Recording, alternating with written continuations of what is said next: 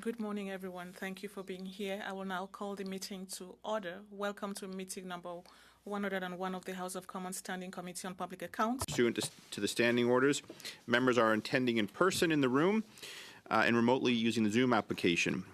A reminder that all comments today should be addressed through the chair, conformément à l'article 108.3G du règlement. Pursuant to Standing Order 108 of the regulations, the committee resumed consideration of Report 1. Arrive can refer to the committee on Monday, February 12th. We have a full house here. From the Office of the Auditor General, Karen Hogan, Auditor General, nice to see you. Thank you for being here. Andrew Hayes, Deputy Auditor General, Sami Hanoush, Principal, Lucie Després, Director. And from the Public Health Agency of Canada, and again, thank you all for being here today as well, Heather Jeffrey, President, Martin Krumens, Vice President and Chief Financial Officer, and Luc Brisebois, Acting Vice President, Health, Security, and Regional Operations. The two departments, or the two agencies, will each have 5 minutes. Ms. Hogan, Ms. Jeffrey, you have 5 minutes. I'll begin with the Auditor General, and then we'll proceed to a round of questionings. Over to you, Ms. Hogan. Thank you. Monsieur le Président. Mr. Chair, thank you for again inviting us to discuss our report on Arrive Can, which we released last week on the 12th of February. I would like to acknowledge that this hearing is taking place on the traditional unceded territory of the Algonquin and Anishinaabe people. The audit examined whether the Canada Border Services Agency, the Public Health Agency of Canada, and Public Services and Procurement Canada managed all aspects of the Arrive Can application in a way that delivered value for money. I will focus my remarks today on the role played by the Public Health Agency of Canada. I stated last week, problems in Arrive Can's design, implementation, oversight, and accountability began early on. Confusion between the Public Health Agency of Canada and the Canada Border Services Agency about their respective roles and responsibilities for the application led to an accountability void that persisted for close to a year and a half. Each believed that the other was responsible for establishing a governance structure, and neither developed or implemented good project management practices, such as developing objectives and goals, and budgets and cost estimates. It's not clear to me how you can responsibly manage spending without a budget or track progress without goals. The Public Health Agency of Canada was the business owner of ArriveCan until April 1st, 2022.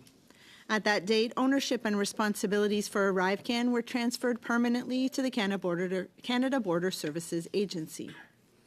In our view, the Public Health Agency, as the business owner, was responsible for establishing the governance structure. Deficiencies in the Public Health Agency of Canada's management of contracts contributed to our concerns about value for money. We found that the agency awarded a professional services tax authorization without using a non-competitive approach. We found no documentation of the initial communications or the reasons why the agency did not consider or select other eligible contractors to carry out the work. Nous avons également constaté. We also found that while the original contract included milestones with clear deliverables and pricing, it was later amended and replaced with less specific deliverables to allow for more flexibility.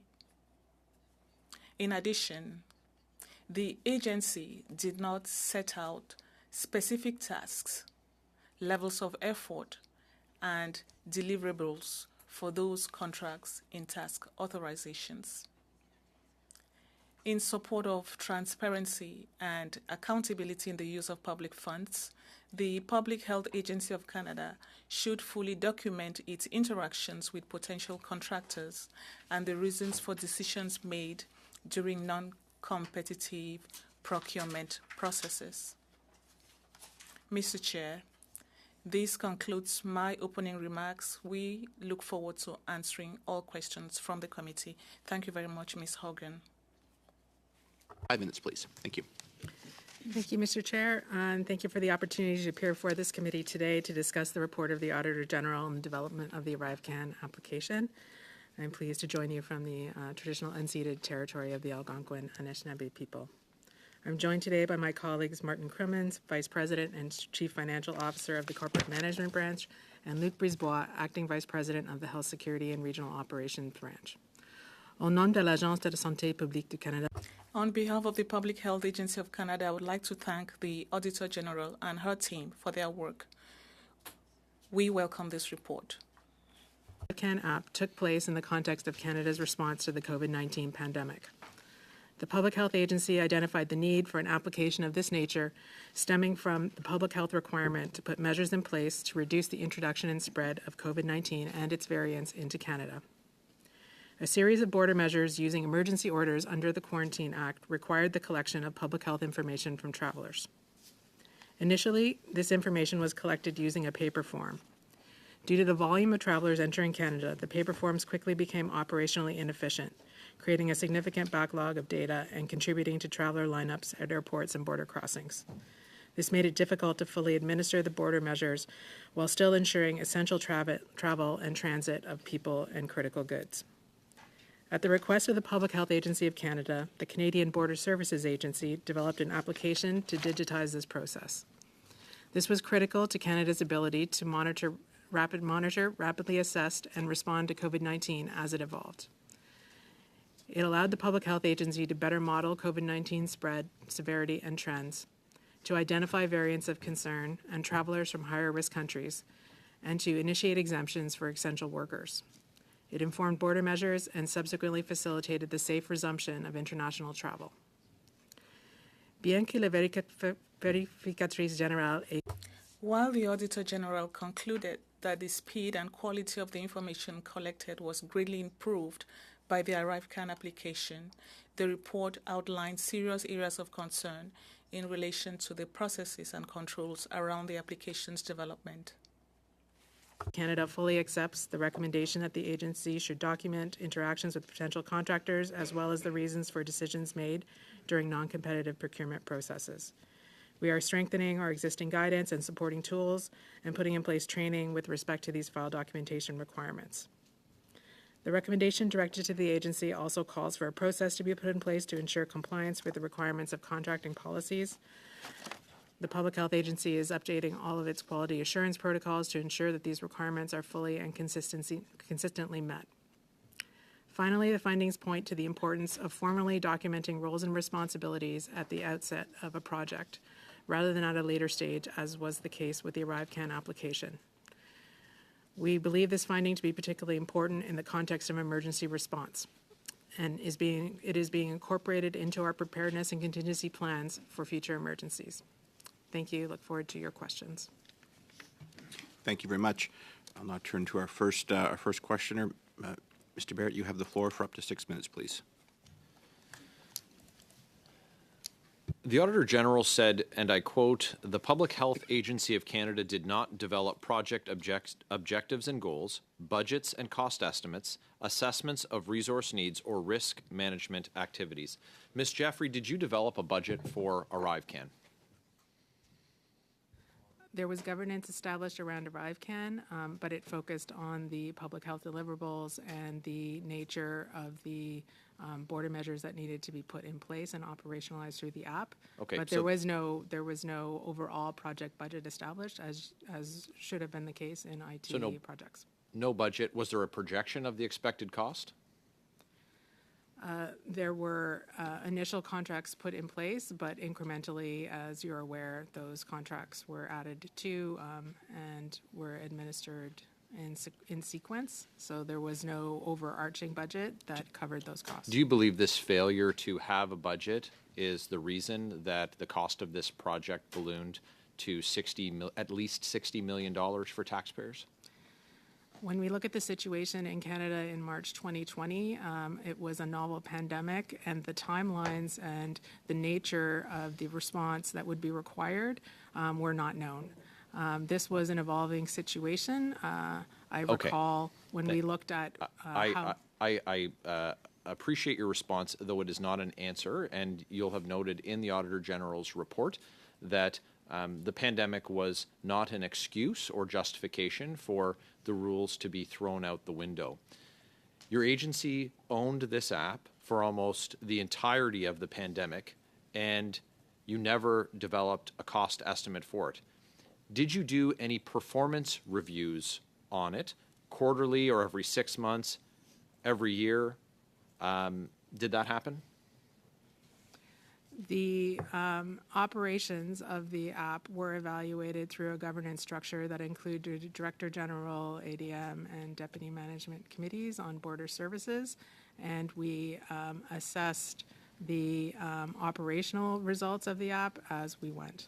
But the cost to Canadians was never included in a single review by your department. Is that correct? The documentation of the cumulative cost was not a part of the documentation of that governance, correct? Who is the minister ultimately responsible for the Public Health Agency of Canada? The Public Health Agency of Canada is part of the health portfolio and reports to the Minister of Health, but the contracts that were put in place were put in place. Who was the Minister of Health that oversaw the development of the ArriveCAN app? The ArriveCAN app was jointly developed between the Public Health Agency and the Canadian Border Services Agency. During the time that the ArriveCAN app was first developed, who was the Minister of Health? At the outset of the pandemic, the Minister of Health was Minister Haidu. The Auditor General said your agency was responsible for setting the governance structure, which you referenced, which are the rules, procedures, and processes for ArriveCAN. This was your duty at PHAC. That's correct? Yes. If PHAC is part of the health portfolio and the Minister of Health was Minister Haidu, then as the minister, she's responsible for this major failing. There was no good news in the Auditor General's report for the government, for the Ministry of Health, or for the Public Health Agency of Canada in that report. So do you recognize that this is a major failing, this $60 million boondoggle? Mr. Chair, we certainly recognize that the failure to put in place formal project governance at the outset of this project led to inadequate oversight of the project and meant that the costs were not appropriately tracked as they were developed. And we have put in place numerous measures to ensure that this does not happen again. It was a large public health emergency. I would say that not only was there a failure, it's not acceptable that they weren't tracked. The total cost, is not acceptable. Initial estimates at $80,000 and ballooning to $60 million with single source contracts and, two guys in a basement being paid, $20 million. These are failures. So the minister failed. The contracts that were put in place were administered by the department. So let me just be very clear, Ms. Jeffrey. If this is a failure, who is accountable for departmental failures? Is the minister responsible for what goes on in the department? As the deputy head of the organization, who does the deputy head report to? The deputy head reports to the clerk of the Privy Council and to the minister, depending on the subject, and to the minister that's being delegated to the minister, and the authority and responsibilities are delegated from the minister. This is the minister's failure, and that's what's been evidenced in the reporting by the Auditor General. You're spot on. Thank you, Mr. Barrett. Turning now to Mr. Chen. You have the floor for 6 minutes, please. Thank you, Mr. Chair. The emergency orders required the Public Health Agency of Canada to collect contact and health information from travelers entering Canada through the CBSA. We learned from the Auditor General that the report issued indicated that some resources who worked on subcontracts lacked the appropriate security clearance. As the public health agency, I would like to hear your thoughts on this. The specific contracts that were put in place were from the Canadian Border Services Agency, and a number of resources needed to be replaced given the length of the pandemic. The security and privacy considerations related to the data that was collected were reviewed through numerous assessments, including from the Office of the Privacy Commissioner. And the report was that the measures were complied with privacy and were necessary and proportional to the tasks that needed to be implemented. In the Auditor General's report in 2021, it stated that the quality of information collected, as well as how quickly it was collected, improved over time with the ArriveCAN app. Understanding the urgency within the context of the global pandemic, would you agree that the process of transferring from manual to digital base to collect contact and health information was needed? The process of digitizing the information being collected was necessary to have a functional border and to facilitating the transit of critical services, people, and goods. For example, in the initial days with paper processing, it could take up to 14 days for data to be transferred and processed, and that data was critical to informing the day-to-day border measures, public health measures, and to providing data to our provincial and territorial counterparts for the administration of public health. So with the digitization of this data flow and the app, that amount of time decreased to 48 hours on average. So without the app, it would have been impossible to manage the increase that we saw for May 2020, where we had about 1,000 travelers a day, to January 2023, where we were able to manage 50,000 travelers a day with processing time that dropped from 7 minutes per traveler to 2 minutes, a really important difference at both air and land borders. Could you share and enlighten us in respect to the move from manual paper-based to digital? A lot of digitization has happened across government. Is this something that PAC had considered along with CBSA to bring the manual paper-based information online or to an app for collection prior to the pandemic? I believe my CBSA counterparts have commented on this, but a digital border is very important for the flow of people and goods in a modern economy. So CBSA had indeed been considering the need to move to further digital processing at the border, but with the layering of public health measures and the importance of the border in delaying the entry of variants and monitoring the flow of travelers and of COVID-19 into Canada, it was really critical that those submissions be done in a digital way. So there was a very clear public health rationale for the need to move quickly in the development of the app. By the end, we had 60.3 million digital submissions before measures were lifted. My understanding around the time frame was that there was 47 days between the pandemic being declared to the launch of the ArriveCAN app. Has your department ever had to turn around a project this quickly,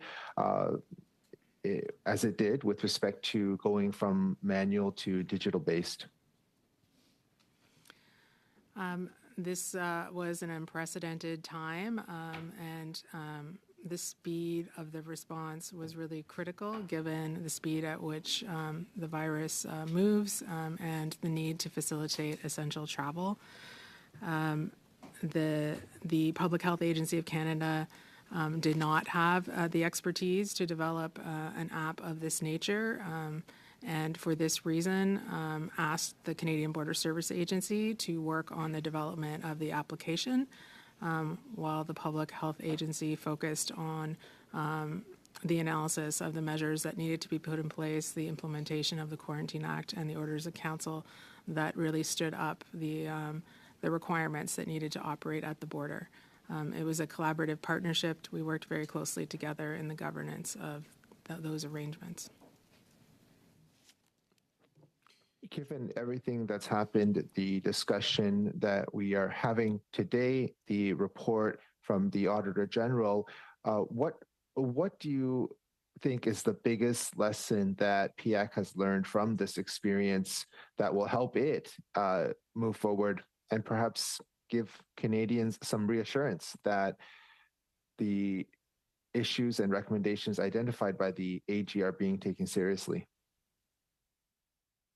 It is clear that while this was an emergency that pointed to the need for us to rapidly develop tools that we did not have, that having in place the necessary governance with clear roles, responsibilities, and accountabilities, project budgets, and gating would have been essential to ensure that there was adequate oversight of the development of this application from the outset. As a result, we have put in place specific measures in our planning for future emergencies and pandemics to ensure that that is a standard operating procedure. And we are also taking measures to make sure that we have appropriate tools, standard operating procedures, and emergency responses that will allow us to train and ensure our personnel are able to deploy what were a wide range of new measures and tools that were required for COVID-19 in a more expedient way and to adapt them to future crises. Thank you very much. Suivant, c'est Madame Sinclair-Desgagnés. Vous avez la parole pour 6 minutes, s'il vous plaît. Merci, Monsieur le Président. Thank you, Chair. Thank you, witnesses, for being here for another session of interesting questions following the report tabled by the Auditor General. Ms. Jeffrey, on several occasions during your remarks and when responding to questions here, you talked about the fact that the pandemic was an urgent situation and as if it were an excuse to act fast. Here, we have a contract from Health Canada, contracts that were signed with GC Strategies in January 2019 following a non-competitive process. The amount is $104,000. So we suppose that to go from one amount to another, there's the procurement process that should be respected. Could you provide us details with these types of contracts that PHAC or Health Canada had with GC Strategies?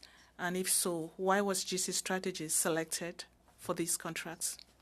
Thank you very much for the question. I can assure you that the Public Health Agency of Canada did not sign any contracts with GC Strategies. Vous me confirmez? Never. You are confirming that it never happened. Public Health. For example, Mr. Cummins, what can you tell us when you were at the Treasury Board? What can you tell us about any contracts that could have been signed with GC Strategies when you were at the Treasury Board? So I'm not aware of any contracts that the Public Health Agency of Canada has entered into, and so I don't have details of contracts that they would have had with other departments or agencies. Donc, vous n'avez aucun souvenir? So you do not remember any such thing when you were at the Treasury Board? So when I was at the Treasury Board Secretariat, I was in the program sector presenting TV submissions to Treasury Board ministers. I was not responsible for app development or contracting at that time. D'accord, donc aucun souvenir. Parfait. Very well, you don't remember anything. Okay, in that case, let's ask questions about the application. COVID Alert. What can you tell us about that application, COVID Alert? So I can answer that. The COVID Alert app was developed as a tool to help limit the spread of COVID-19. It was downloaded about 6.9 million times. More than 58,000 users entered keys into that app. The idea was that it would provide an extra tool to allow Canadians to identify when they might have been exposed to COVID-19. The app was eventually sunset and retired on the 4th of April, given... Possible de parler plus clairement. Could you please speak a bit louder and more clearly, please? I'm sorry. The COVID Alert app was a tool to help Canadians monitor any potential contact or exposure that they had. It supplemented the contact tracing that provinces and territories and local public health had put in place. The way the app worked was that one-time keys were generated when people tested positive through a PCR test for COVID-19, and those that downloaded the app that had been in proximity to those individuals received notifications that they could have been Question très exposed. simple. Est-ce que vous étiez donc la... Simple question. So PACP was responsible for this application. What was the responsibility of the different departments? The agency was not responsible for the COVID Alert app, although we assisted in the development of the public health rationale and its functioning. The COVID Alert app was, I believe, initially developed by the Treasury Board Secretariat and in conjunction with Canadian Digital Services. Combien de temps j'ai encore, Monsieur le Président? How much time do I have left, Mr. Chair? 1 minute, 20 seconds. Thank you.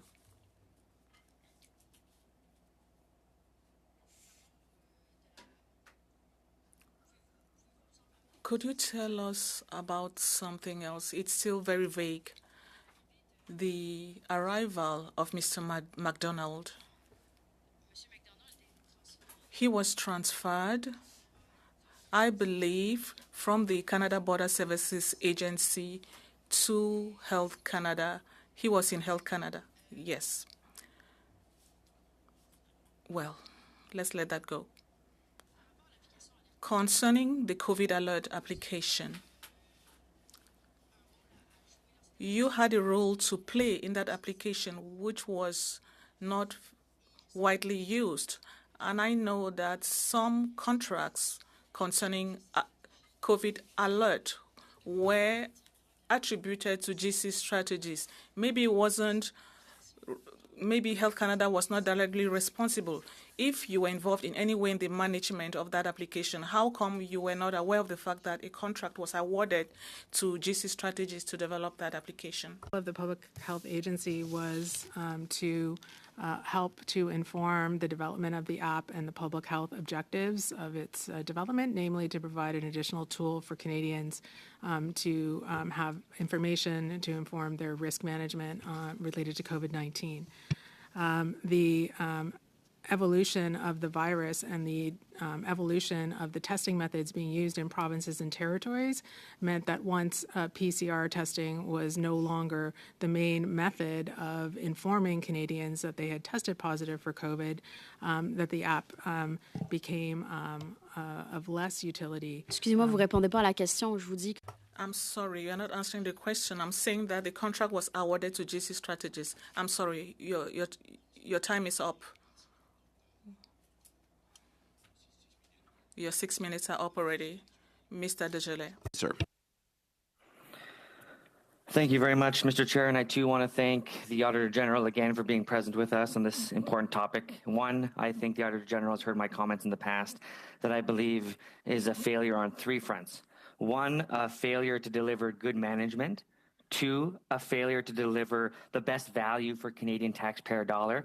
And three, the generational failure and the consecutive failure of governments to finally address the critical underfunding of the public service that has created a vulnerability, to which our public service then is forced to contract very expensive and risky management companies, or app development companies in this case, to continue on robbing the public purse. We see this time and time and time again. We've seen it in the Phoenix pay system. We've seen it double under the Conservatives outsourcing. And here we're seeing finally the consequences of a drastic and dramatically underfunded public service. I want to turn our attention to the graph that's outlined in Figure 1.2. In Figure 1.2 on page 7 of the Auditor General's report, it suggests that the Canada Border Service Agency continued to rely heavily on external resources to develop ArriveCAN from April 2020 to March 2023. You could see there in many instances, we're seeing it, at least in some cases, the doubling of the costs that would be associated with development of these kinds of apps internally to the government versus the cost that is present to the government when looking at external contracts. These external contracts ballooned dramatically. Look at the Phoenix pay system today, in the billions of dollars originally contracted out by the Conservatives, and we're still dealing with that terrible decision today.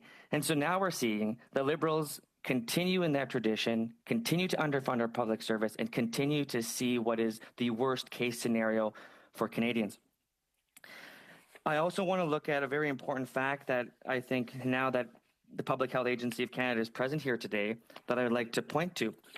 In the Auditor General's findings, it was found that there was actually an instance where the Public Health Agency and the Canadian Border Services actually undertook a process of jointly finding ways to develop this app. But what we found was in that process that they failed to actually come into an agreement of governance, an agreement of budget, an agreement of process, an agreement ultimately as to who was going to be overseeing and operating this project. To the president of the Public Health Agency of Canada, how could it have been for almost a year long that we've seen no formal agreement between Public Health Agency of Canada and the Canadian Border Services in regards to governance? Can you explain why? We've already acknowledged that it would have been appropriate, and certainly in future we will be putting in place formal governance. What I can say is no, it's certainly inappropriate, President. It's inappropriate that this took place. It's not appropriate. I would fail to use that word. I want to understand, why is it that the Public Health Agency undertook a process that didn't involve the appropriate level of good governance?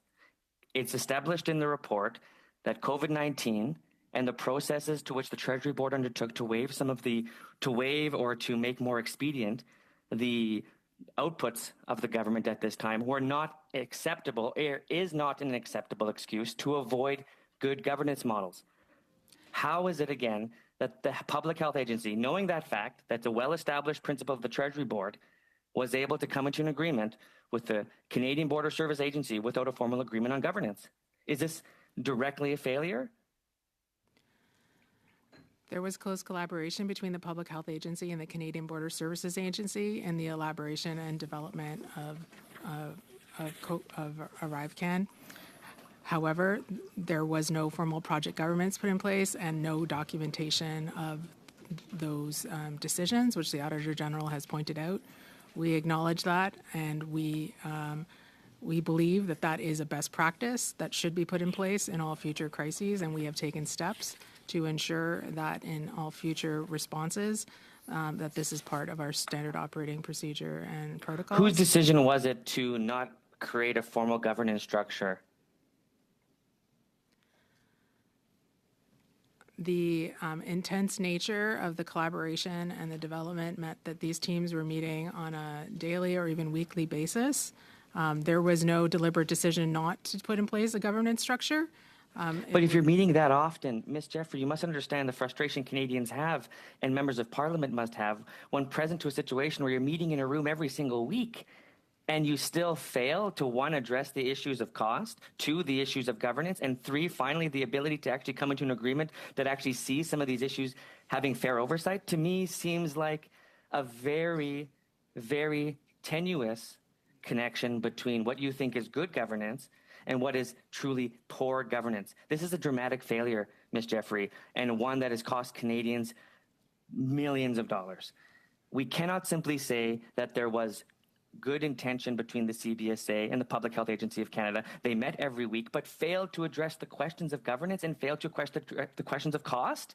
If that's what you're saying is true, then that has to be the case. Or we're led to believe that this lack of governance went unquestioned, and the nature of these meetings were really not ones of governance.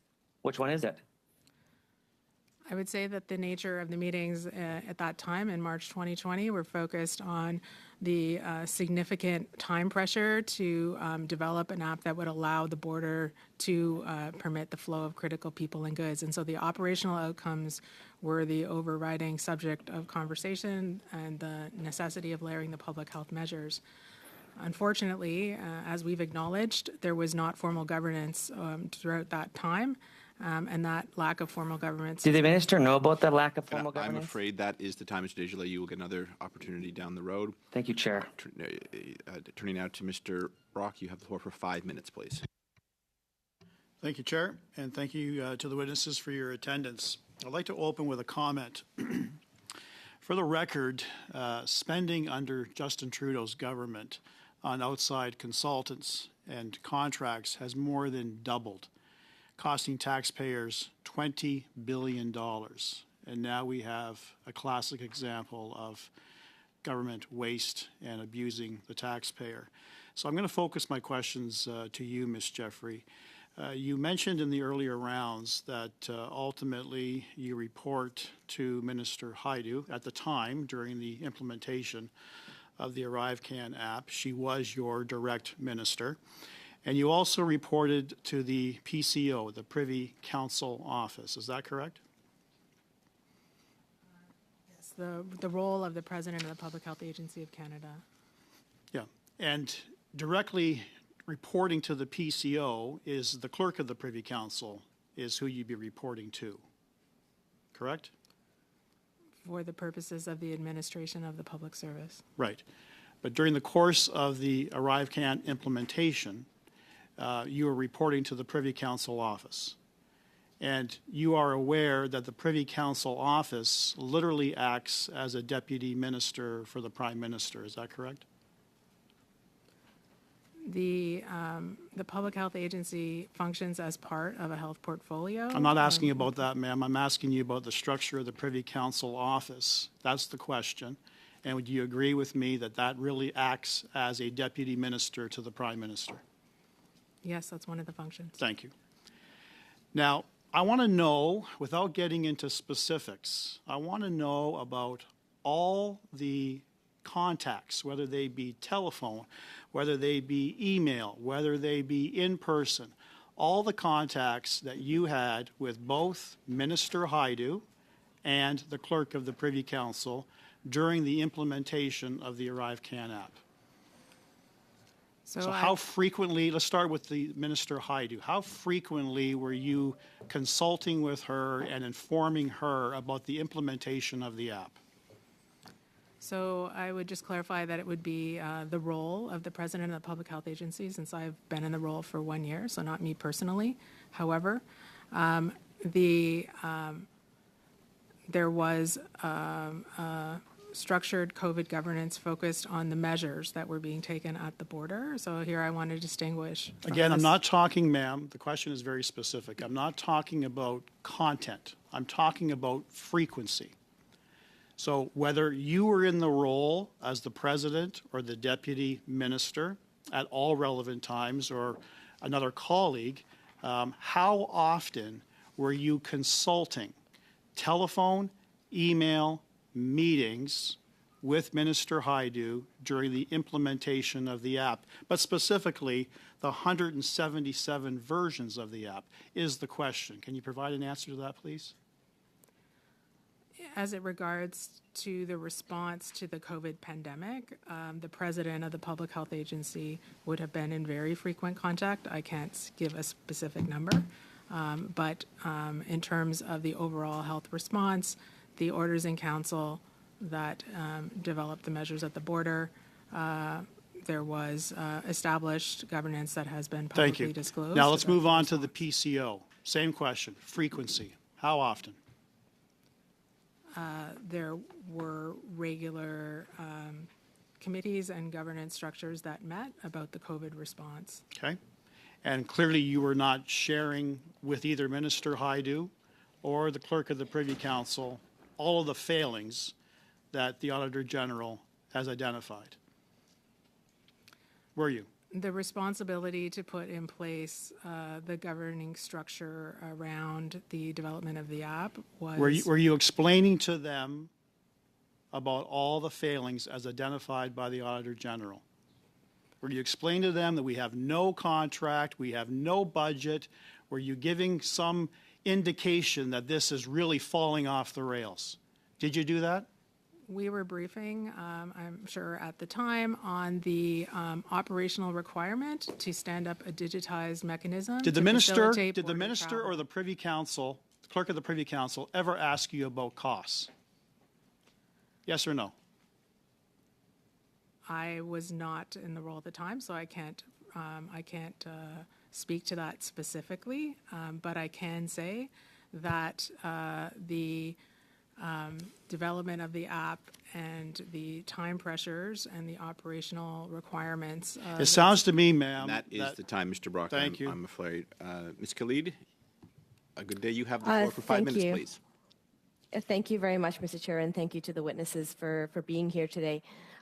You know, I think I've said this before with other witnesses during committees that we've been able to question. I am very, very disappointed with how this whole procurement process has happened, and with a disregard, in my opinion, for public dollars, for taxpayer dollars, in how we conducted ourselves. But I do want to get to the accountability piece of it, and I know that the Conservatives are doing their thing, but I do want to put the question to our PAC officials. Did the Prime Minister sign off on these contracts?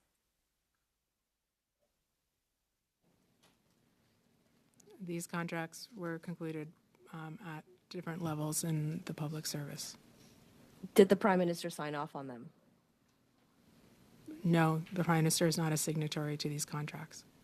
Was a minister a signatory to these contracts? No.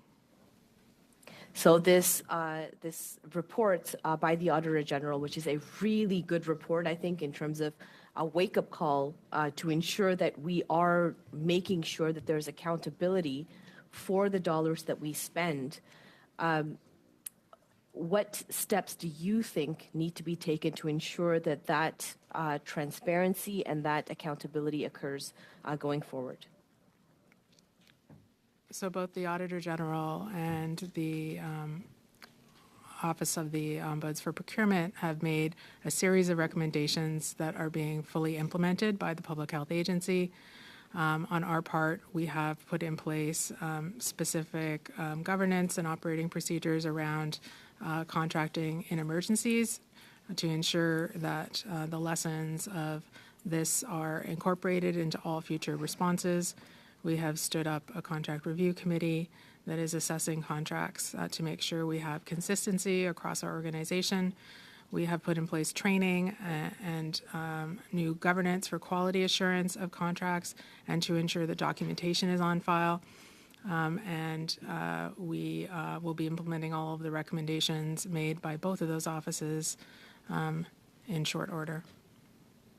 Thank you. I really appreciate that. And with respect to this organization, GC Strategies, you know, in December of last year, our Public Accounts Committee had worked together to ensure that we are continuing to hold the government to account, especially with this issue, and to make sure that we are doing right by taxpayers' dollars. We had put together a motion in a very collaborative fashion to ensure that that we move forward in a good way, and that that we are doing the work with respect to that accountability as much as we can. It has come to light, there was an article in Le Journal de Montréal last week, which reported that the founders of GC Strategies received millions in contracts from the Harper government under the name Corridor Systems Consulting. So, Mr. Chair, given that information, and to continue to add to the context of the work that we have already done on this, I do have a motion that I am moving right now. Pursuant to the motion adopted on December 12th, 2023, in relation to the committee's request for all contracts between a government department, agency, or Crown corporations and GC Strategies, Dalian, and Coradix, that the committee expand this request to include all other companies incorporated by the co-founders of GC Strategies.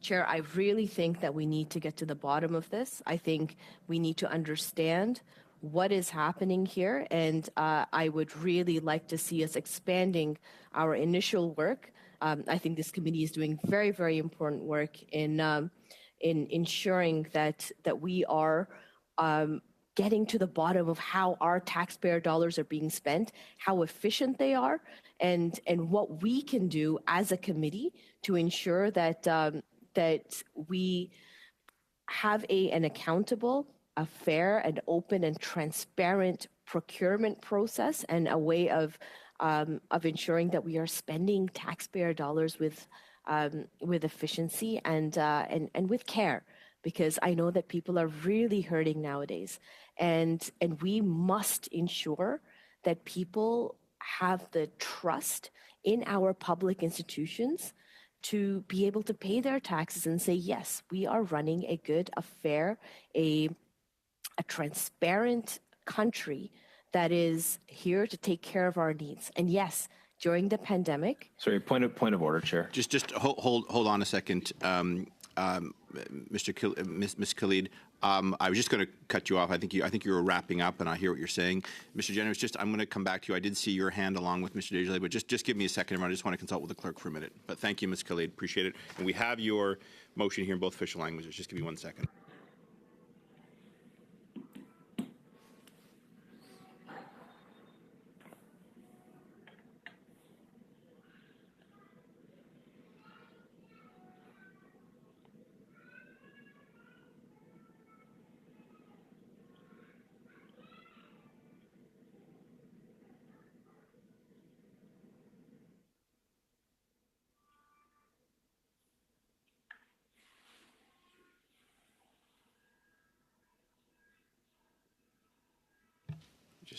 Mr. Generous, you had a point of order, and then I do have a speaking list, which includes Mr. Desjardins and then yourself. Yeah, Chair. On a point of order, this is an important motion to discuss. Notice was not provided by it, and I don't think it meets the matter at hand requirements.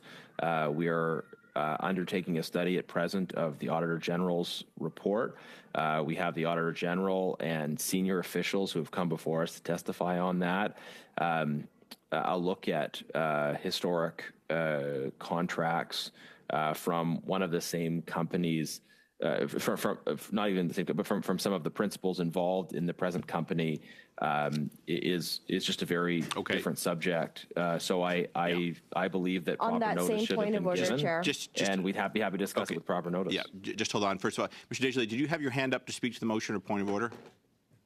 I have a point of order. All right, go ahead, if that's please. permissible? Yeah, go ahead, please. Thank you very much. I'm just looking for a copy of the notice provided both official languages before we debate or entertain that motion, please. Okay. I'm going to read it, Mr. Desjardins, because I don't know if we have an electronic copy coming right away to you, but we will endeavor to get one to you.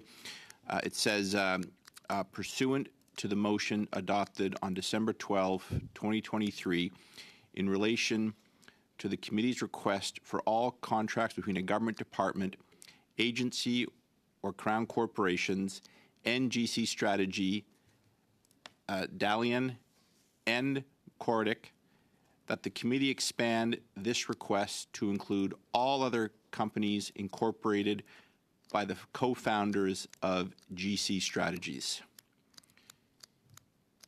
And we will endeavor to get a copy to you. Un point d'ordre, Madame Secrétaire?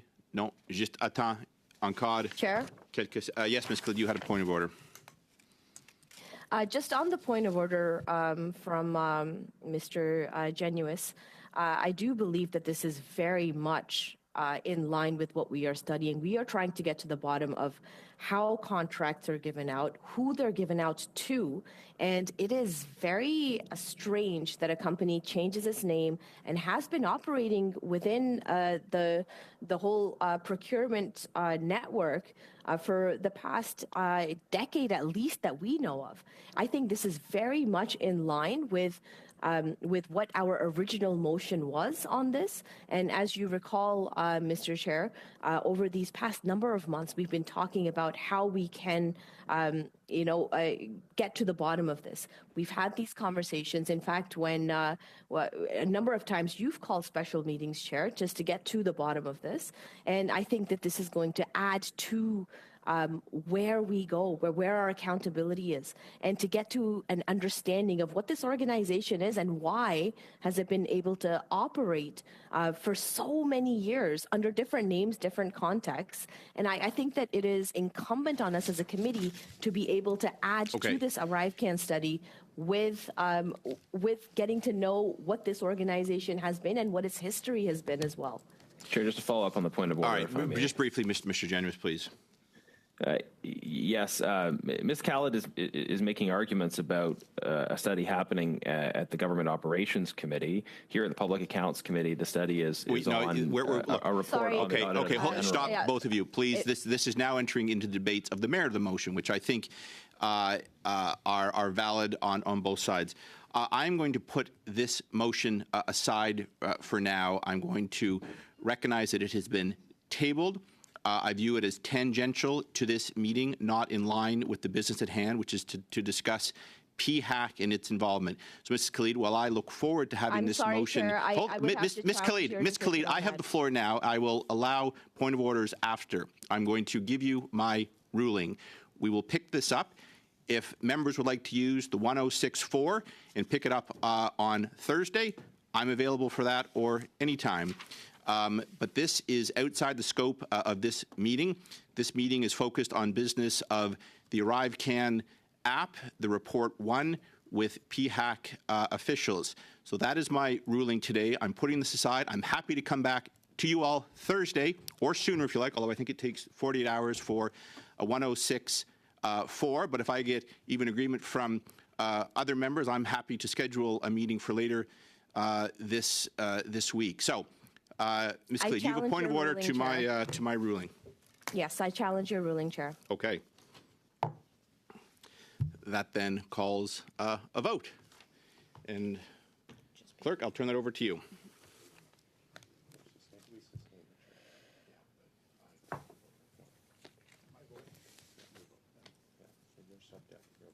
Just give us a second, please.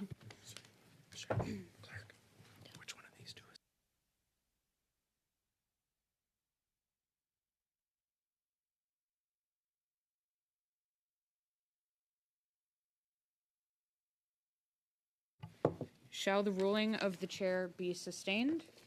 Ms. Bradford? No. Mr. Chun?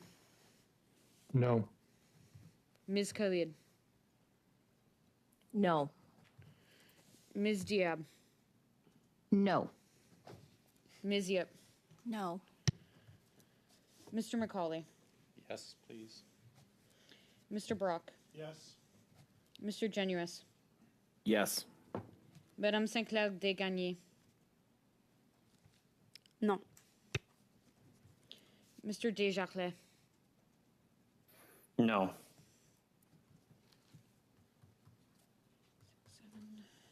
7 nays, 3 yeas. Before you read it, turn your mic off for a second. Okay.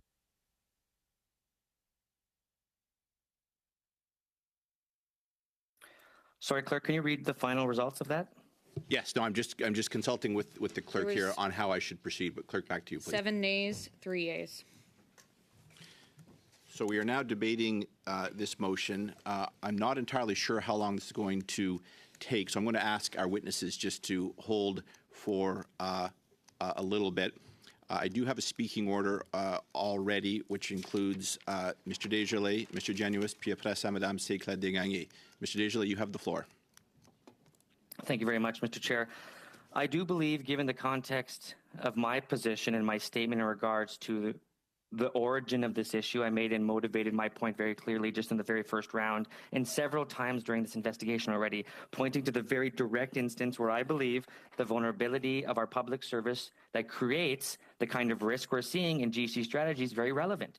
I support this motion because of the intent to get to the bottom of how these individuals at GC strategies were both, one, able to take advantage of our public service, not just once, here, Mr. Chair, but several times. We've seen in the breaking of the story at La Presse in Quebec that there was over $250 million since 2015. Now, prior to that, we're seeing from information I'm gathering from their former name titled Core Dial, that from the Conservatives, were able to contract over $7 million, and that's just in our initial findings. It is true that there is a rot in the public service, and that rot's been generational, and I've been clear about that generational rot. And now what we're seeing is both the Liberals and Conservatives being true to what is the very fact of the vulnerability present to our public service. I welcome the Liberals' motion towards transparency, and I'd invite my Conservative colleagues who are also interested in accountability and transparency to really delve deep in your own statements made many, many times about the risk that GC strategies and players like them present, to vote in favor of such a thing. Anything less would be a deflection and would be something to seek to try to hide what is the origin of the very important contractors on the other side of this. These contractors are known to the government, they are known to the Conservative Party, and they were known to the prior government under Harper. We need to get to the bottom of this. I welcome this level of transparency, and I hope that my colleagues do too. Thank you, Mr. Desjardins. Ms. Khalid, I'll just acknowledge, I see your hand up. You're now third on the list. Mr. Generous, you have the floor, please. Thank you, Chair. Just a couple very brief points. Number one, I'm sorry to see what very much appear to be delay tactics from the Liberals. They don't want to hear from the Auditor General. They don't want to allow us to ask questions to the Public Health Agency of Canada, and that's why they're moving this motion in the middle of when we should be questioning witnesses. I'd like us to get back to questioning witnesses, although a lot of things have been said by people in other parties that I don't think are accurate. We're ready to pass this motion and get it done with, having had a couple minutes to look over it. There's nothing objectionable in getting this information. I will just flag, of course, that 2015 was when GC Strategies was incorporated as a company. That's very clear. But look, if there's agreement of the committee now to pass this by unanimous consent, let's do that and get back to work. I'm seeing a few head nods. I see some, but I believe Ms. Desjardins, Madame Séclading veut prendre la parole. Alors, à votre tour, s'il vous plaît. Merci. Thank you. I would like to go fast. We agree with the substance of the motion. However, there are two amendments that I would like to propose. The first amendment, instead of looking into the situation since January 2012, I don't know why that date was chosen. There are contracts that date back to 2007 with the two owners of GC Strategies. So I think we could simply extend the date. We could say since the creation of their businesses. That's the first amendment I'm proposing. I would like a date since the creation of the businesses. For point of order and held off, so I'll hear from you, and Mr. Scheer, because you were just in the copy of the motion that was distributed to members. There's a discrepancy between the English and the French. Mm-hmm. In the English, it doesn't have a start date, and I believe my bloc colleague is trying to amend the start date. So if we go by the English motion, then I don't think the amendment's necessary. Merci beaucoup. So, Mr. do you have a similar? Okay. Alors, je vais Si on enlève la... If we remove the date, that's fine with me.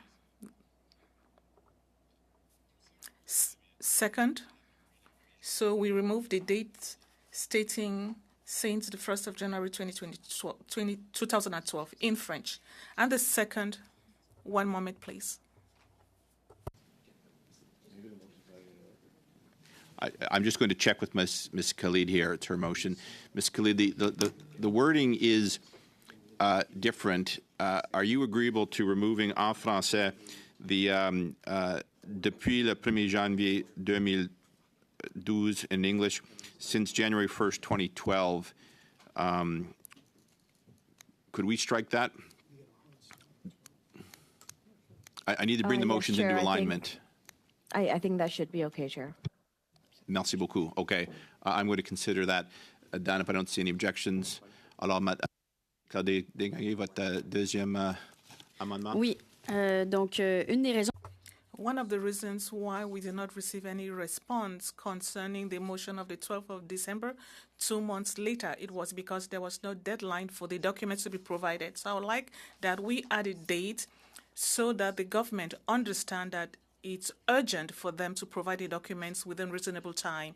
So if you would allow me, I would like us to add that the documents should be provided within the 2 weeks following adoption of the motion. Within 2 weeks following adoption of the motion.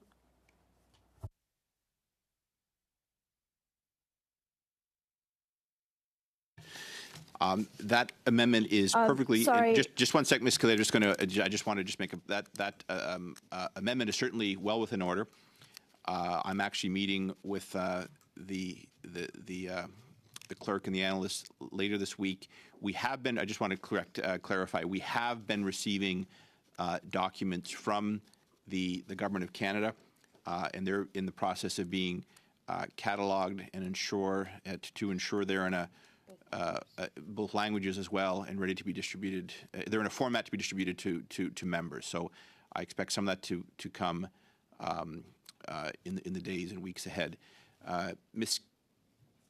Khalid, I think you indicated you'd like to speak to the amendment to your motion, which is to put a 2-week timeline on this return for documents.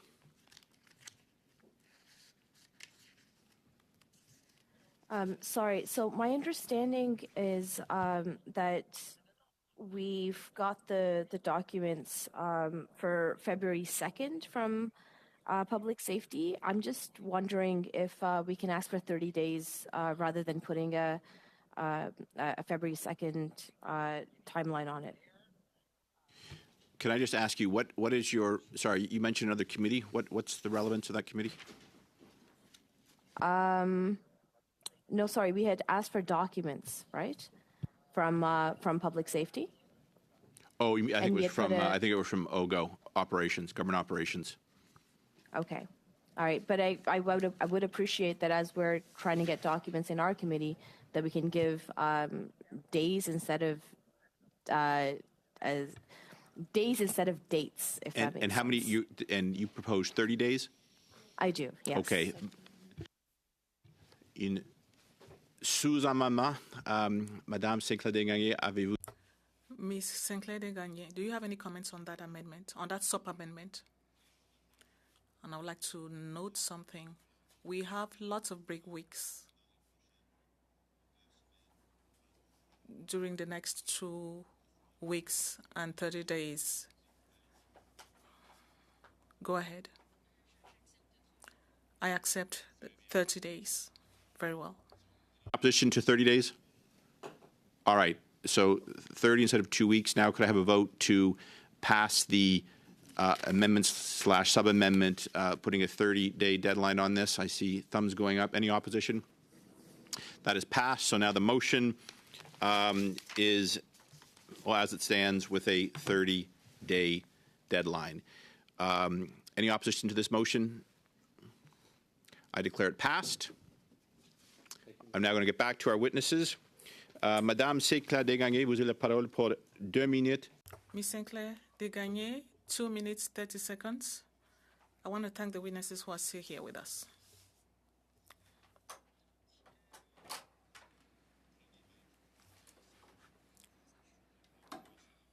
You only have 2 minutes, 30 seconds, so let's not waste your time. My question goes to you, the Auditor General. In your report, and from memory, I think it was 1.46, you said that you also observed that some processes at PACP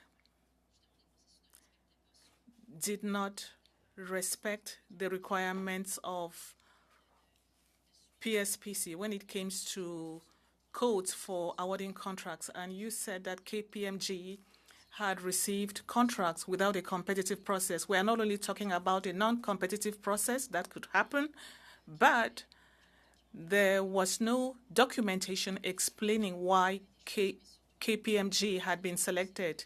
And something else, the contracts had been amended to be more flexible. There were less task descriptions. So this allowed for the use of more public funds in the same contracts. Could you tell us more about that, please? That's a good summary of that paragraph. And I think it's paragraph 50 where we give the list of contracts and where the contracts were amended to provide for more flexibility.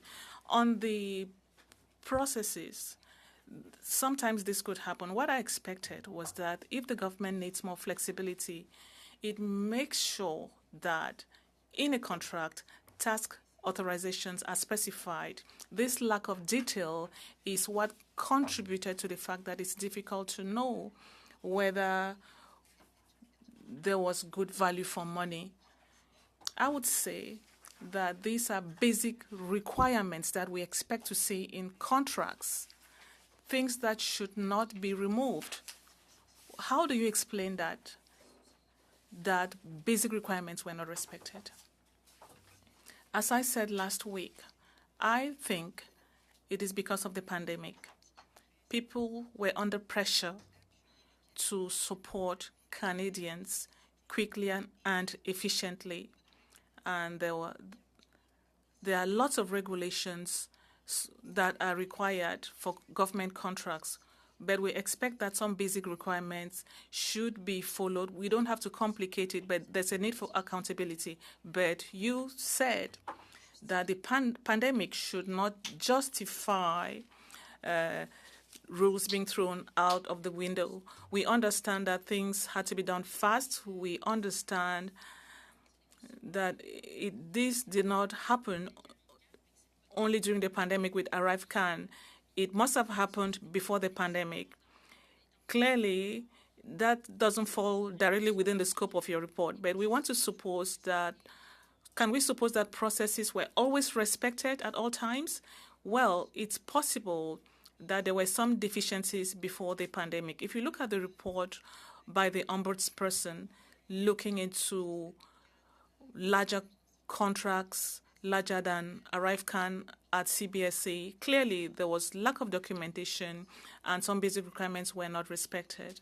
But I expect a government to use common sense and ensure that there's proper oversight of policies in place instead of simply adding the processes. Thank you very much. 2.5 minutes, please. Thank you very much, Mr. Chair. I do want to turn our attention now to the Auditor General's reports finding under 1.42, page 11 of the English report. It states that vendors, under the title vendors, we found situations where agency employees were involved in the ArriveCan project, were invited by vendors to dinners and other activities. To the President of the Public Health Agency of Canada, do you or are you aware of any instances where during your time there, before you were the President of the Treasury Board, President of Public Health Agency, and during your time on the Special Task Force for COVID-19 for the very same project under ensuring that people had access to COVID-19 supports, did you find any instances where this became a red flag, and was that red flag reported? Thank you, Mr. Chair. We found no evidence that agency employees or staff received invitation from vendors. Thank you very much for that. To the Auditor General, what instances, or in your words, what situations where the agency employees who were involved in the ArriveCan project were invited by vendors to dinners and other activities? What evidence do you have to suggest that? As you know, because the files were so incomplete, we turned to emails, which are transitory typically in nature, and it's in those emails that we saw invitations from 3 or 4 vendors to at least 5 Canada Border Services Agency employees and about a half a dozen other that we couldn't tell if they were part of the Canada Border Service Agency or other departments because their emails extensions were not there. And so, Ms. Hogan, just to clarify that statement, you're not certain as to whether or not officials outside of the Canadian Border Services Agency, which may include the Public Health Agency of Canada, were invited to such dinners or events? I am not certain. I can tell you that at least 5 of the employees on the emails that we saw, granted we did not see, potentially see all of them, were Canada Border Services employees. And to the President of the Public Health Agency of Canada, in instances in your own department where an employee is offered gifts or invitations to dinners, are they reported to you, or who are they reported to? Where gifts are offered to public servants, there is a reporting requirement, and there are also conflict of interest declarations that can be filed, but I'll turn to Martin Crummins to speak to the controls. So as part of the contracting process at the Public Health Agency, we have a form that requires all managers that are proposing a contract to declare any conflict of interest, and that would be the process that they would. And thank you. I'm afraid that is the time. Thank you, Chair. Turning now to Mr. Genuis, you have the floor for 5 minutes, please. Thank you, Chair. What we've seen from Liberals thus far in this testimony is quite incredible. They're trying to limit witness testimony by moving motions in the middle of their testimony. Liberals are also trying to question the core principle of ministerial accountability. They're trying to suggest that ministers are somehow not responsible for what happens in their department. And this is really unprecedented. I think it's clear that in our system of government, ministers have been responsible for what happens in their departments for hundreds of years, but uniquely Liberal ministers think they're not responsible for what happens under them. Ms. Jeffrey, I want to ask, Canadians I talk to are horrified and disgusted by what happened with the ArriveCan app. Do you think those feelings are justified? We acknowledge that the governance that should have been in place for an IT project of this nature was... Sorry, I'm gonna jump in. My time is tight. That wasn't my question, right? My question was, Canadians are horrified and disgusted by what happened with this app. Do you think those feelings are justified? I think that there were many dimensions to the ArriveCan app. I think that there was value in terms of the services that were provided. Sorry, do you think Canadians are justified in feeling horrified and disgusted? I can't speak to how Canadians view the app. I can speak to the governance and the project management that was put in place. Okay, that's a pretty clear non-answer, but we'll move on. There's a remarkable absence of documents, including records of basic communications that you would expect in a case like this. Did you or anyone else at the Public Health Agency of Canada destroy documents related to ArriveCan? I have no knowledge or evidence of documents having been destroyed, and we have a policy that requires information of business value to be retained. So you can't say that they were, and you can't say that they weren't, in terms of your own knowledge of documents being destroyed. Is that correct? I can say we found no evidence of documents have been destroyed. Okay, but there was such a glaring absence of documentation. Are you concerned that documents may have been destroyed? Do you think it's plausible that absolutely no records were kept in so many of these cases? What I can say was it was a time of great change at the agency as we responded to the pandemic. No, but people still have to talk to each other, right? I know. Ma'am, I know it was an urgent situation and lots was changing, but people still have to talk to each other. People still send emails back and forth. In times of urgency, I would expect there would still be a lot of communication happening, and yet there's such an absence of information. Are you concerned about the destruction of documents, especially with reports alleging Mindone destroying a large number of emails? And I know that wasn't PHAC, but are you concerned about destruction of documents within the Public Health Agency of Canada? I agree with what the Auditor General has recommended, which is that documentation needs to be provided and to be maintained on file so that when you have change and turnover in personnel, those records are maintained. That's not really an answer to my question. Can I just quickly flip over to the Auditor General? If you can confirm your previous testimony, the complete absence of documents suggests that either there was a conspicuous lack of records kept or the documents were destroyed, that one of those two things happened, but you weren't able to confirm which. Is that correct? Well, when documents don't exist, it's either they never existed or they were destroyed. So, and in this case, we can't tell you which it was, but there is a glaring lack of documentation that should be maintained. Thank you. Back to the president. The app went through 177 different versions, most of which weren't properly tested. You owned the app, so why weren't different versions of the app tested? Why did you not insist on proper testing of the app? In their testimony that in order to increase the speed by which the versions would be deployed, that they were not all tested.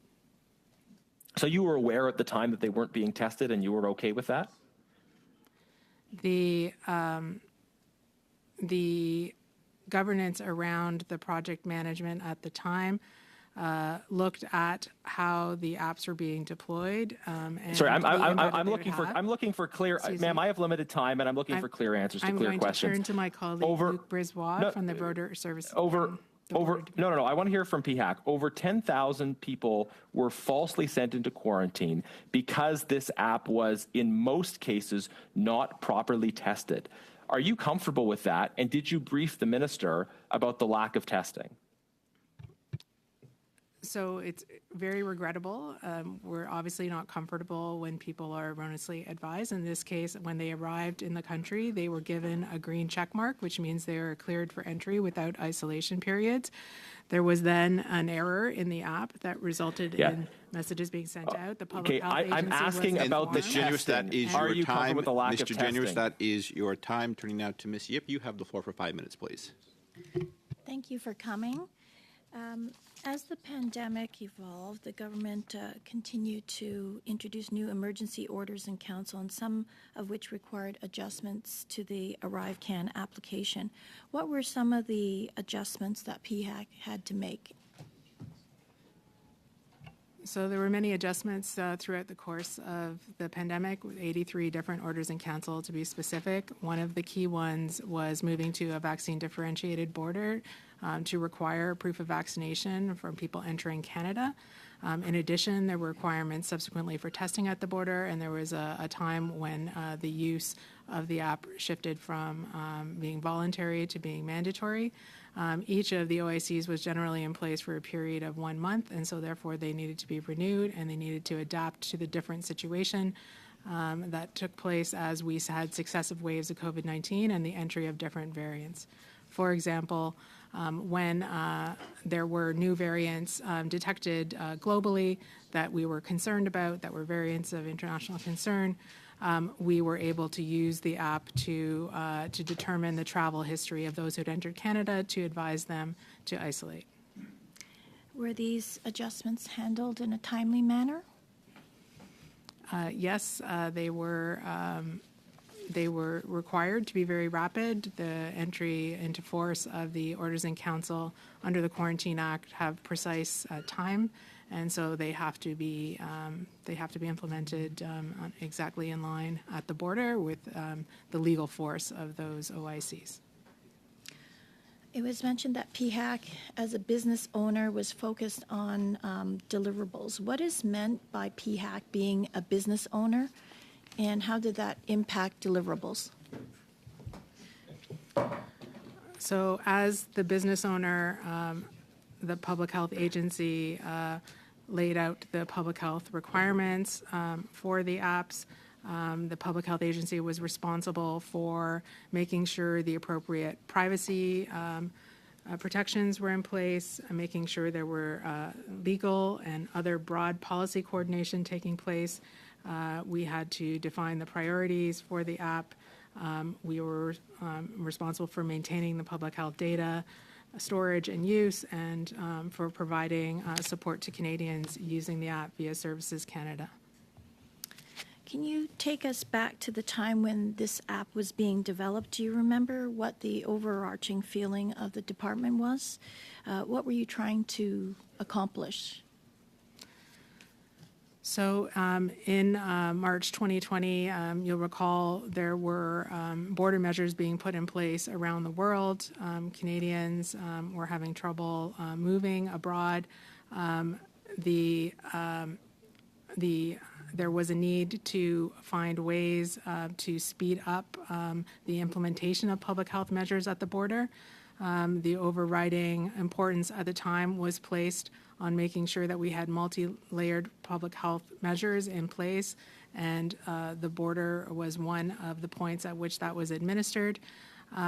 Because of the need to ask additional questions and to have information on travelers' travel history and health, extra time was needed by Border Services officers to ask these questions. This resulted in significant delays at the border, and as we worked to try and find ways to streamline the entry of critical services, goods, and people into Canada, it was very important that we move as quickly as possible to have a digital application that would allow us both to facilitate that necessary travel and at the same time to have the information we needed to model the behavior of the virus and the different pressures on epidemiology and public health that we were going to face to inform future measures. So there was tremendous time pressure, and it was sort of an all-hands-on-deck time when everyone was working as fast as we could to implement the operations. Do you think the creation of this app would have been handled differently if it wasn't in the midst of a global pandemic? Yeah, there is no question that we have very detailed, and as the Auditor General mentioned, considerable overlay of structures around procurement. We have IT project gating under the Treasury Board. While many of these requirements were waived given the necessary for the speed of an emergency response, it is also true that we were required to document those measures, and the Auditor General has pointed to the lack of documentation in this regard. And that is something that we have now reinforced in our training policies and procedures, including in our emergency standard operating procedures and pandemic preparedness planning, to ensure that this does not happen again.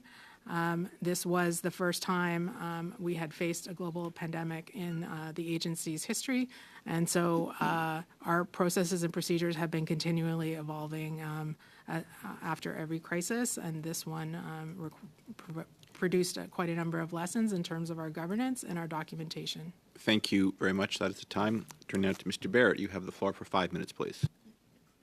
Public Health gave a non-competitive professional services contract to KPMG, and on that, the Auditor General said, quote, "We found no documentation of the initial communications or the reasons why the agency did not consider or select other eligible contractors to carry out the work," end quote. Is that correct, Ms. Hogan? Yes, you've quoted the part of my report, yes. Ms. Jeffrey, how much was that contract for? The original contract was issued by PSPC as one of the 7 companies that were available under the COVID emergency professional services. The total amount that was contracted with KPMG through the 3 different contracts was $4.5 million. Just the date, please. When was it completed? I'm going to turn to Martin Cremens to talk about the dates. Yes, the initial contract task authorization through PSPC was awarded and signed on September 29th, 2020 for a value of $518,000. What was the benefit that taxpayers got from this contract?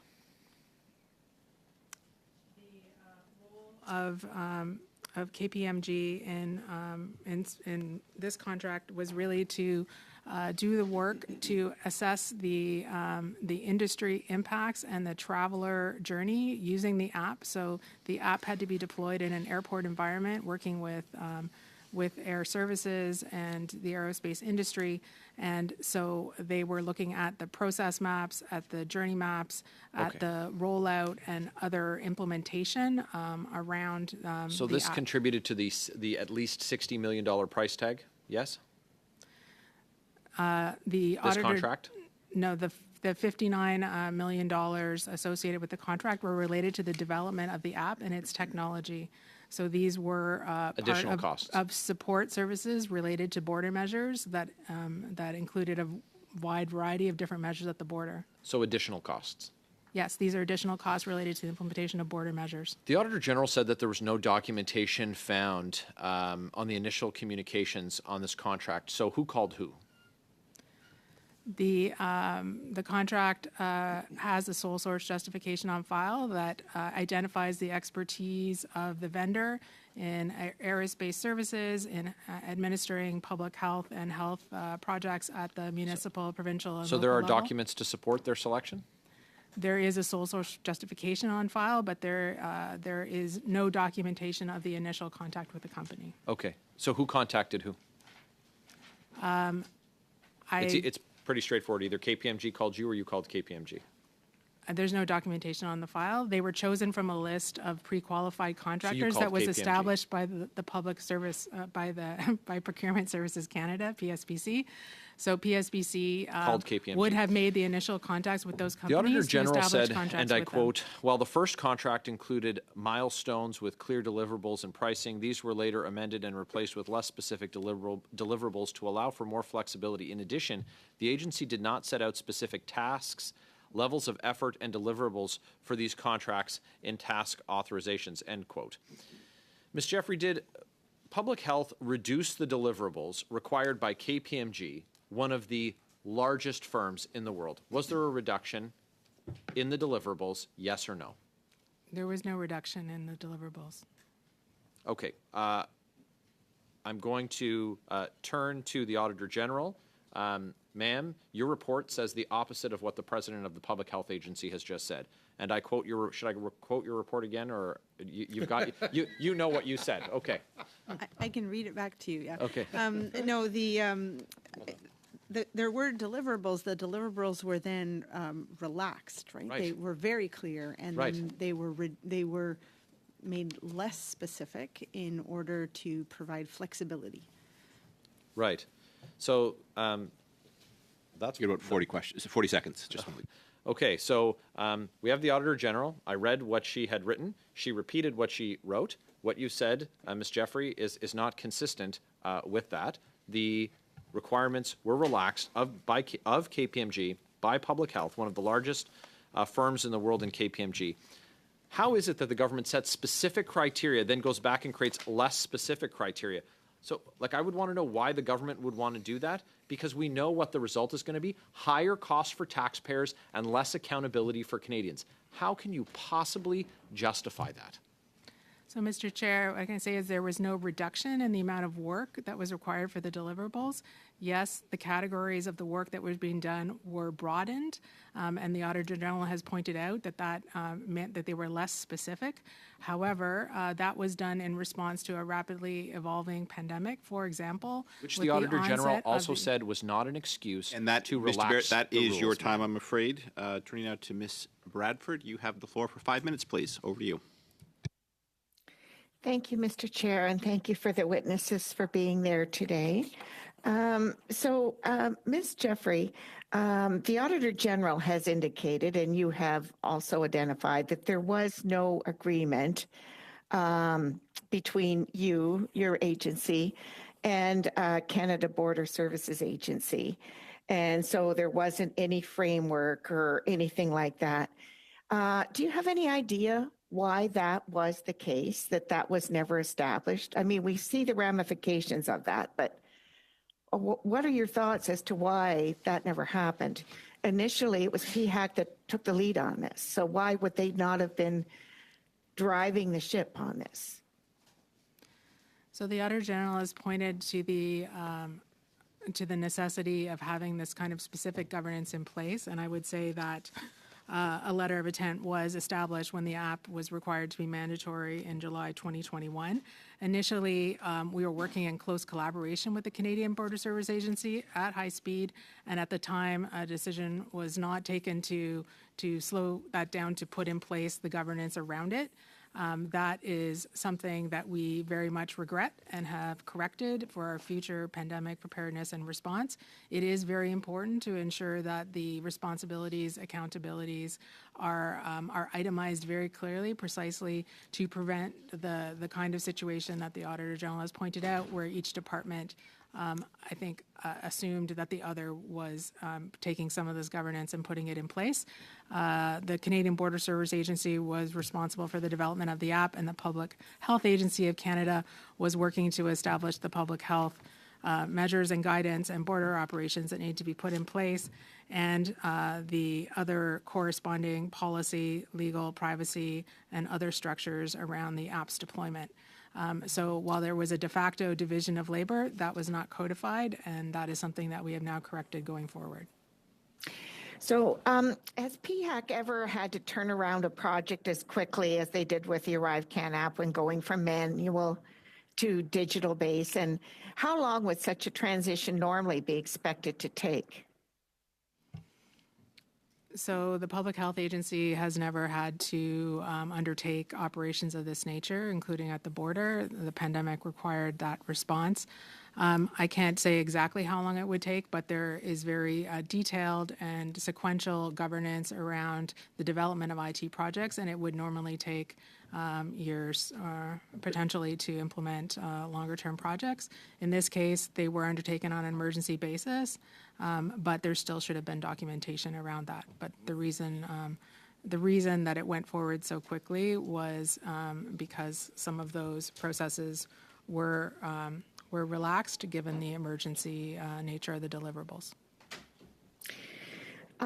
So now to Ms. Hogan, has the major problem that you've encountered in this report around the area of lax bookkeeping and record-keeping practices in terms of the ArriveCAN app been of a similar instance in any previous reports that you've conducted? Have you encountered this laxness in any other reports? Well, definitely my office has seen some similar failures in lack of a governance structure or accurate and timely information. I think it's easy to point to the Phoenix Space System as an example of that. But when it comes to, I think, failures at so many different layers, this is the first time that I have definitely seen this. I think it's more than contracting. It was project management, it was IT management, it was bookkeeping. So, I mean, there were so many layers here. I guess the last comment I would make is that it's very common when we look at horizontal projects, when more than one department is involved, to see that the clarity of roles and responsibilities is often a contributing factor, or the lack of that clarity, I should say, is often a contributing factor to why certain horizontal initiatives are not well managed or delivered. So, I would point those to some of the similarities. And do you believe that the poor bookkeeping and records stemmed from a lack of internal knowledge surrounding the project or from the high use of external contractors? I agree with the number of departments involved. That definitely complicates everything for sure.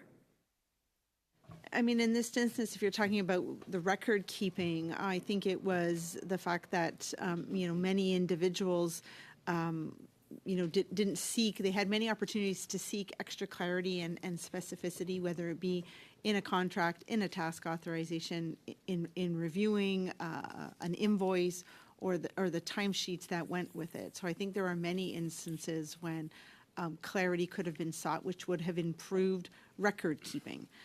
When it comes to the other aspects, I think it speaks to the need to make it clear at the outset who's going to do what, so that you have clarity around who's going to be accountable for certain steps, whether they should be taken or not taken, and more importantly, accountable when it's all said and done to Canadians. And that is the time, Ms. Bradford. Maintenant, Madame Sigla Desgagnés, 2 minutes 30 secondes, s'il vous plaît. Ms. Sigla Desgagnés, 2 minutes 30 seconds. I'm back with the Auditor General. At the beginning of your report, and I would like to quote you, the agency had the functional responsibility to implement ArriveCAN till April 2022. So PHAC was aware of the fact that there were lots of contracts awarded, and they had to know that contracts had been awarded. Did you find any documentation to highlight the fact that they were aware, for example, that GC Strategies had received about 130 contracts? Did you find any evidence on that? I think you've kind of broadened the question. Contracts awarded to a vendor that did not have anything to ArriveCAN. Well, on that, I don't have any comments. It was clear that at the beginning of the pandemic, the Public Health Agency of Canada had a lot to deal with. So the agency was very small in the past at that time. So they had to seek help from CBSA, and they asked for help for the agency. Asking for help to develop and implement an agency is not proper oversight. So we don't have any documentation. So there was no documentation, no oversight. I know you stated that there was no budget, no timetable, no deadlines, no basic control processes. You have no evidence, for example. And you talked about communication between PSPC and CBSC when it comes to the non-competitive process and so on. Were they the same exchanges when it comes to the scope of the non-competitive process? Was there any information whatsoever on PHAC? There were lots of committees that were in discussion, but as the president testified, they were talking more about health issues. Discussions that were necessary was not about oversight of the project or deadlines or cost. So even though they were responsible for oversight, they were neither responsible for the budget, processes, timetables, or how the taxpayers' money had to be used. They had no concern to find out that kind of information. Maybe there was the concern about that, but there was no trace for any auditor to be able to check. I'm sorry. You'll have another turn. The floor for 2.5 minutes, please. Thank you very much, Mr. Chair. I want to turn again to the report, page 15 in the English version under findings related to no governance structure or budget. The narrative we've heard so far, and the one we've been investigating from the Auditor General, which we thank for her work, is the fact that on the onset of the development of ArriveCAN, we've seen that there was no formal agreement existed between the Public Health Agency of Canada and the Canada Border Service Agency on their respective roles and responsibilities. We find that those roles and responsibilities are critically important because they delineate, of course, things like the project objectives, project goals, project budgets and cost estimates, assessment of resource need, and even risk management activities. This could have been avoided should there have been a good governance structure, at least to have given red flags to this. The president of the Public Health Agency, you mentioned that there was weekly meetings to establish work on ArriveCAN, but it failed to accommodate for any of these really important governance issues. What was discussed, if you can, in just maybe 15 seconds in those meetings? So at the meetings, my understanding is the focus was on how to operationalize the OICs at the border through the app. So they would go through the different releases. They would look at readiness checklists for the releases. There was a formal intake process for any changes that would be made to the app and documentation of the business requirements for each change. So there was a lot of discussion around the operational rollout of the app and its different versions and adjustments. But what the Auditor General has pointed to is that the overarching project governance infrastructure was not in place or documented. And I thank you for that statement, because it seems as though that was known to the ministry, or sorry, to the department. Then a letter of intent was established between the agencies, and you mentioned that, to sign on July 2020 and was in effect till March 2022. The letter then clarifies the things that should have been done largely throughout those meetings. And so I was pleased to see that at one point there was a check and balance. We then find non-competitive contracts, however, are then distributed. It is a shame that upon the time that this was caught as an issue, that we almost see this burying of the facts by the release and tenureship of a competitive contract, but your agency was directly involved in ensuring that the experience and qualification requirements of those contracts were very narrow. How is it that that's fair for Canadians when so many times we see the abuse of these kinds of instances take place, and we had an opportunity to rectify that by a competitive process, but then we've seen the terrible issue of ensuring that your department... Mr. Desjardins, you're out of time. I'm going to allow for a response, though. Mr. Desjardins, you're out of time, but I will allow for a response, please. The decision was taken to enter into a sole source contract with KPMG because of the time pressures of needing to put in place the actual rollout in the airport processes, the need to liaise with airlines and airport authorities, and the need to ensure that the traveler journey and the information that was being put out to the public about the app was accurate and timely. So the sole source was pursued for reasons of speed of response, and the reasons for choosing KPMG were documented. However, the Auditor General has pointed the need for more documentation in that regard, and so I would say the subsequent contracts also stemmed from the experience and track record of excellent delivery of the vendor on those services. Thank you very much. Mr. Scheer, welcome. Thank you for joining us today. You have the floor for 5 minutes, please. Thank you very much. Question for Ms. Jeffrey. You indicated that of the 177 updates to the app, that proper testing for the updates wasn't done. Do you believe that's acceptable to operate in that manner? A best practice would be to test all of the different applications. However, my understanding is a decision was taken to only test a sampling of them because of the time that it took to test those and the pressure to have the adjustments rolled out quickly. Okay, who made that decision? I don't know who made that decision at the time, but who has the authority to make that decision? Decisions don't just get made; they don't just appear. Who would normally have the authority to make that decision? The app development and rollout at that stage was being managed by the Canadian Border Services Agency, and the Public Health Agency was collaborating with them in terms of... Okay, so are you saying it was somebody at CBSA that would have made that decision? Or someone at... I believe that CBSA has already addressed this in their previous testimony at this committee. So was it somebody in your department that made the decision to not test the apps? I'm going to turn to Luc Brisbois from the Border Services Branch. Yeah, I think the President's right in the context that the governance would have been the place where these issues were discussed, but from an IT perspective...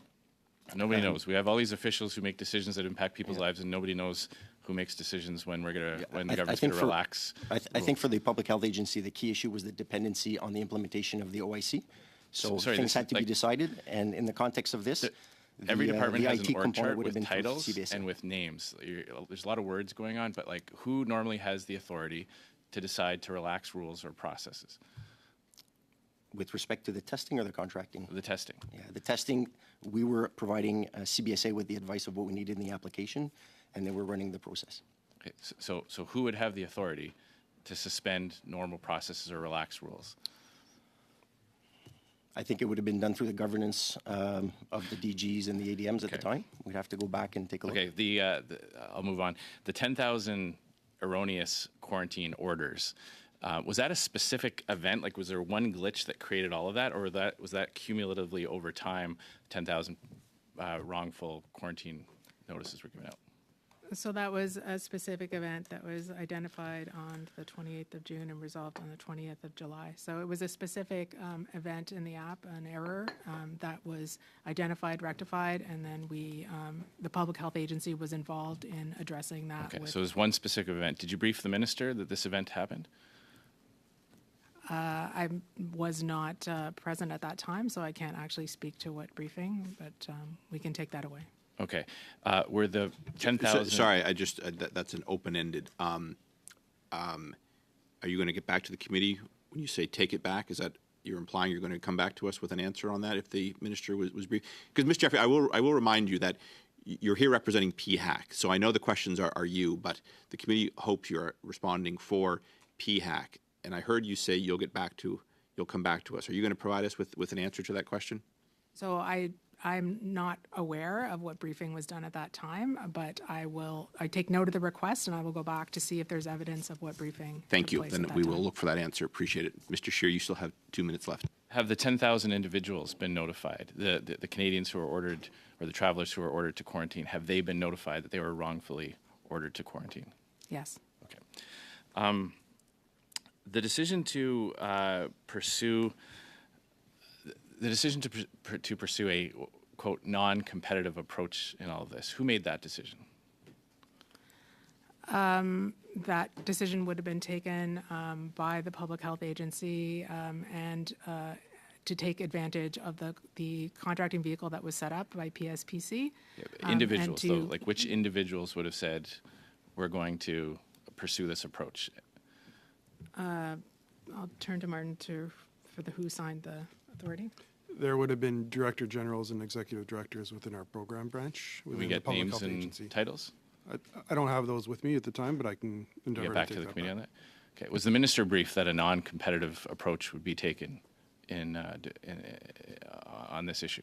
The decision at the time was taken within the public service at the director general. Is my recollection of the signature of that contract. It would not be normal practice to brief on the nature of how the operations were being implemented. Okay, so having taken a non-competitive or sole source approach to just not have any kind of comparisons, not do any kind of shopping around to see if you can get a better price or a better product, who provided the oversight monitoring the invoices that were coming in from GC Strategies? The Public Health Agency did not contract with GC Strategies. I thought you were referring to the KPMG contracts that were administered through the agency. So it would have been at CBSA. At CBSA. Yes. Okay. That we're monitoring those contracts related to the app development. Okay. I think that's all I have. Thank you very much, Mr. Scheer. You have a few seconds left. You did ask for some other information, but I didn't at about the 1 minute mark. Can you just? I do like to get an acknowledgement from witnesses. The decision makers around the decision to pursue a non-competitive approach. We would like to know who made that decision. All right. On the KPMG. Again, if you could make note of that request and provide an answer forthwith. Thank you. I appreciate that, Mr. Scheer. Turning out to Mr. Chen, you have the floor for 5 minutes, please. Mr. Chair, we have heard today from PAC that in the initial meetings with CBSA in March 2020, there was a lack of formal governance. The AG's report says that no formal agreement existed between the two departments for the next 15 months. No designated lead, no project objectives and goals, no budgets, no cost estimates, no risk management activities. This, to me, is beyond comprehension. Section 1.63 of the AG's report, and I quote, "A letter of intent between the agencies was signed in July 2021." That, to me, is 16 months late. In the real world, a letter of intent between two parties is what you start with. I'd like to hear from PAC on what took so long to get a letter of intent signed. So I can say that the operationalization of the app was done collaboratively between the Public Health Agency and the Canadian Border Services Agency. As I mentioned, we were very focused on the need to stand up the app and to have it rolled out to allow the border to flow and to have the safe restarting of the economy, in addition to the flow of key people. There was a de facto management of the app going forward that was not defined, and that is not a best practice, as the Auditor General has pointed out, and steps have now been taken to rectify that going forward. The letter of intent was developed as the app was moving to move from the voluntary use space to the mandatory space, and that triggered a process to make sure that we had codified and documented the roles and responsibilities appropriately, which is a very detailed exercise that was then conducted. And we acknowledge, recognize, and take as a lesson learned that should be done at the outset of this development in future. Section 1.70 of the Auditor General's report says, I quote, "We found similar issues in the two professional services contracts awarded by the PAC to KPMG. While the first contract included milestones with clear deliverables and pricing, these were later amended and replaced with less specific deliverables." I'd like to hear from PAC. Why would you amend a contract that had clear deliverables and pricing to something that is less specific? That makes no sense to me. What is the rationale for doing that? So I believe that the intent at the time was to ensure that we had enough flexibility to adapt the requirements to a virus that was changing very quickly and was requiring some expanded responses that we needed to use the services of KPMG to help deliver. As you'll recall, at the time the contracts were initially entered into, we were not sure how long the pandemic would last. We did not know if there would be waves, if those waves would be seasonal. We were monitoring the entry of new variants. And so initially, there was not an expectation, I think, on our part that we were entering into many years of successive responses and that the responses were being built incrementally. So I think in terms of the need to ensure a continuity of high-quality services, the decision was taken to add some broader categories to the contract. So we take the Auditor General's finding and recommendation that is not a best practice and that we should be as specific as possible to ensure value for money. But I do believe that the decision to create broader taskings was designed to allow for that agility and responsiveness in terms of the work that needed to be done. So I'm confused. On the one hand, there are initially clear deliverables, and that is in the context of having milestones set out in the first contract. To me, milestones are broad goals of the work that needs to occur for the project. What you're saying is that the flexibility is needed because of the ever-changing needs arising out of the ever-changing pandemic. But the Auditor General continues on and says that, in addition, and I quote, the agency did not set out specific tasks, levels of effort, and deliverables for these contracts in task authorizations. So on the one hand, I'm hearing from you that there is an awareness of what's happening around the world, and therefore you are acting and modifying the contract to reflect the changing needs. But on the other hand, we're hearing that there's the agency did not set out specific tasks, levels of effort, and deliverables. Thank you, I'd Mr. like to Chen. hear that is your from the time, but I Auditor will allow for an answer. But that is your time. Can I hear from the Auditor General yes, on all this? right, sure. Thank you. Ms. Hogan, the question is for you, please. So while I acknowledge that the Public Health Agency rightfully needed to make the overarching contract more flexible given the evolving nature, that's where task authorizations then become really important to pull down off of this broader contract when you're asking for something specific. That's when you should be specific with a level of effort, who should be doing it, and the skills that you need.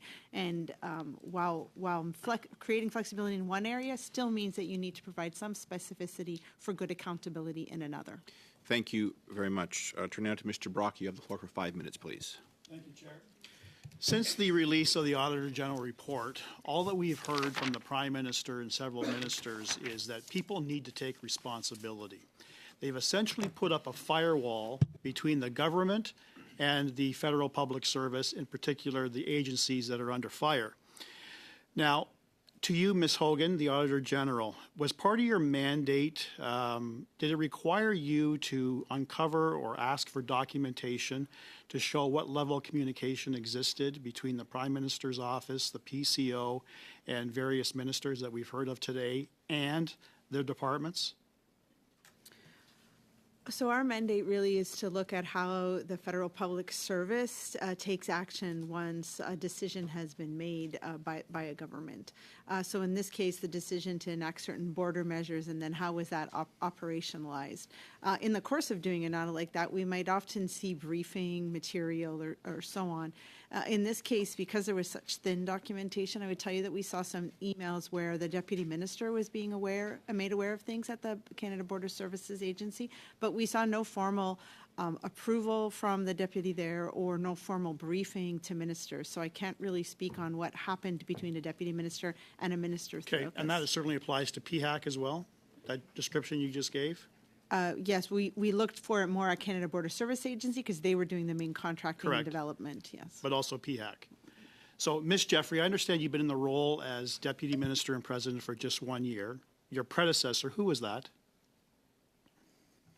My predecessor was Dr. Harpreet Kokar. Okay. And did you consult, for preparing for this particular committee hearing, did you consult with your predecessor on details surrounding the ArriveCan? No, I did not. Okay. Was there a particular reason why you didn't? Because the public servants who are responsible for the administration of this project and the rollout of the app continue to have functions in the department. Sure, and ultimately you now as the Deputy Minister and President are responsible for the entire department. Yes. Right? So you're in a position to answer any and all questions. Yes. So going back to my earlier round about communications and the frequency, it sounds like the Minister Haidu in particular, the PCO who ultimately reports to the Prime Minister, were in regular contact with your predecessor and other officials within your department.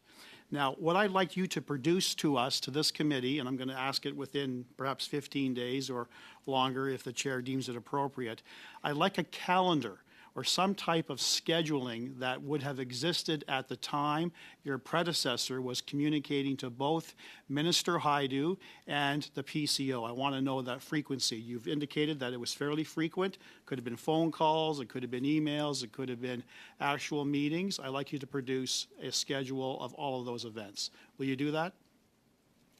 So there was formal governance around the policy of the border measures, and certainly we can document that. But the decisions around the contracting and the governance of I'm the talking app about your rested with the communications. public You service. must have some type of system that documents when you're going to have a meeting with a minister. That's a pretty important event. You certainly don't just decide at a whim, I'm going to have a conversation. You don't document it. I'm asking for documentation to show the frequency of those meetings to Minister Haidu and the PCO. Will you provide that? Is there a particular time period that? I'm suggesting 15 days. I think Ms. Jeffrey means time period in terms of the During the entire implementation of the ArriveCan. There was a formal governance structure around COVID-19.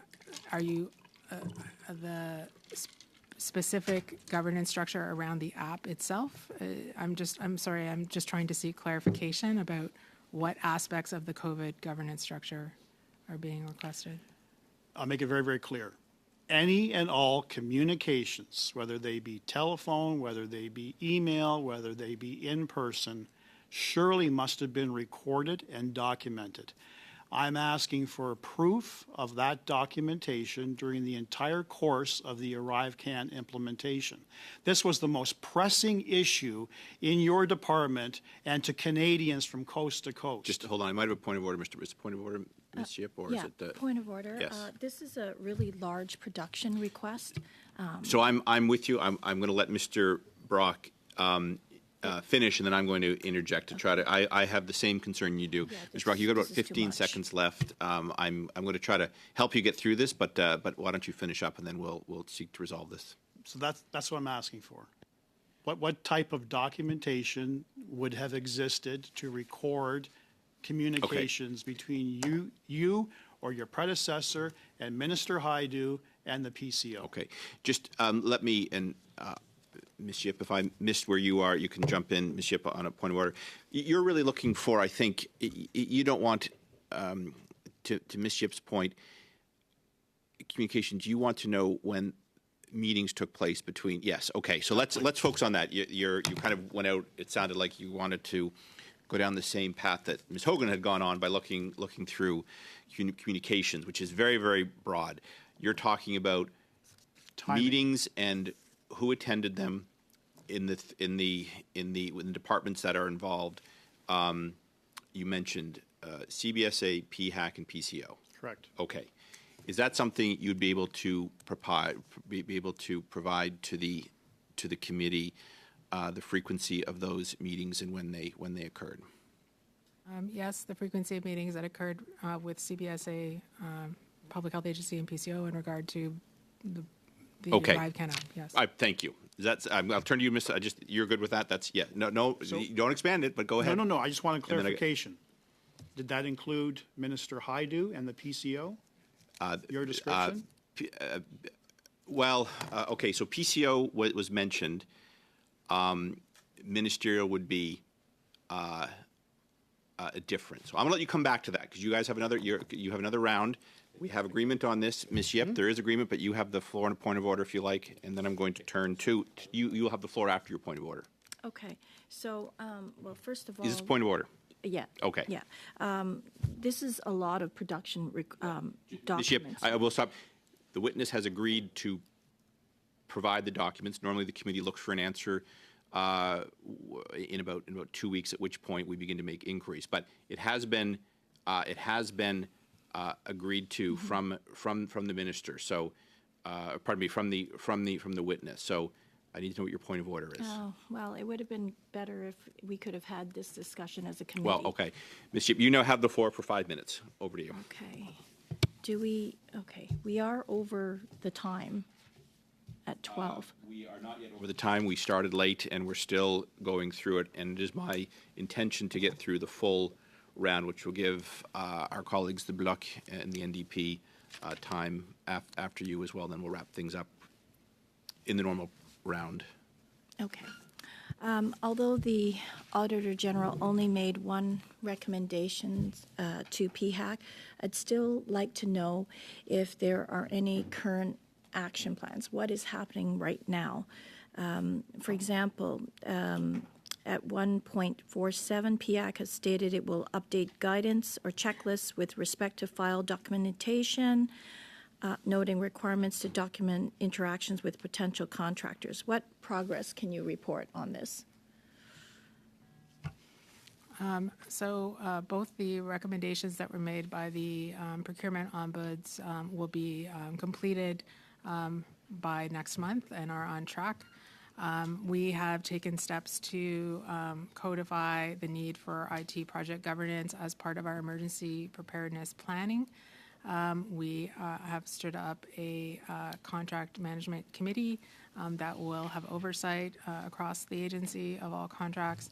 And we have renewed our training and checklists in terms of the documentation that needs to be provided for contracting and are reinforcing the requirements of the directives across the agency.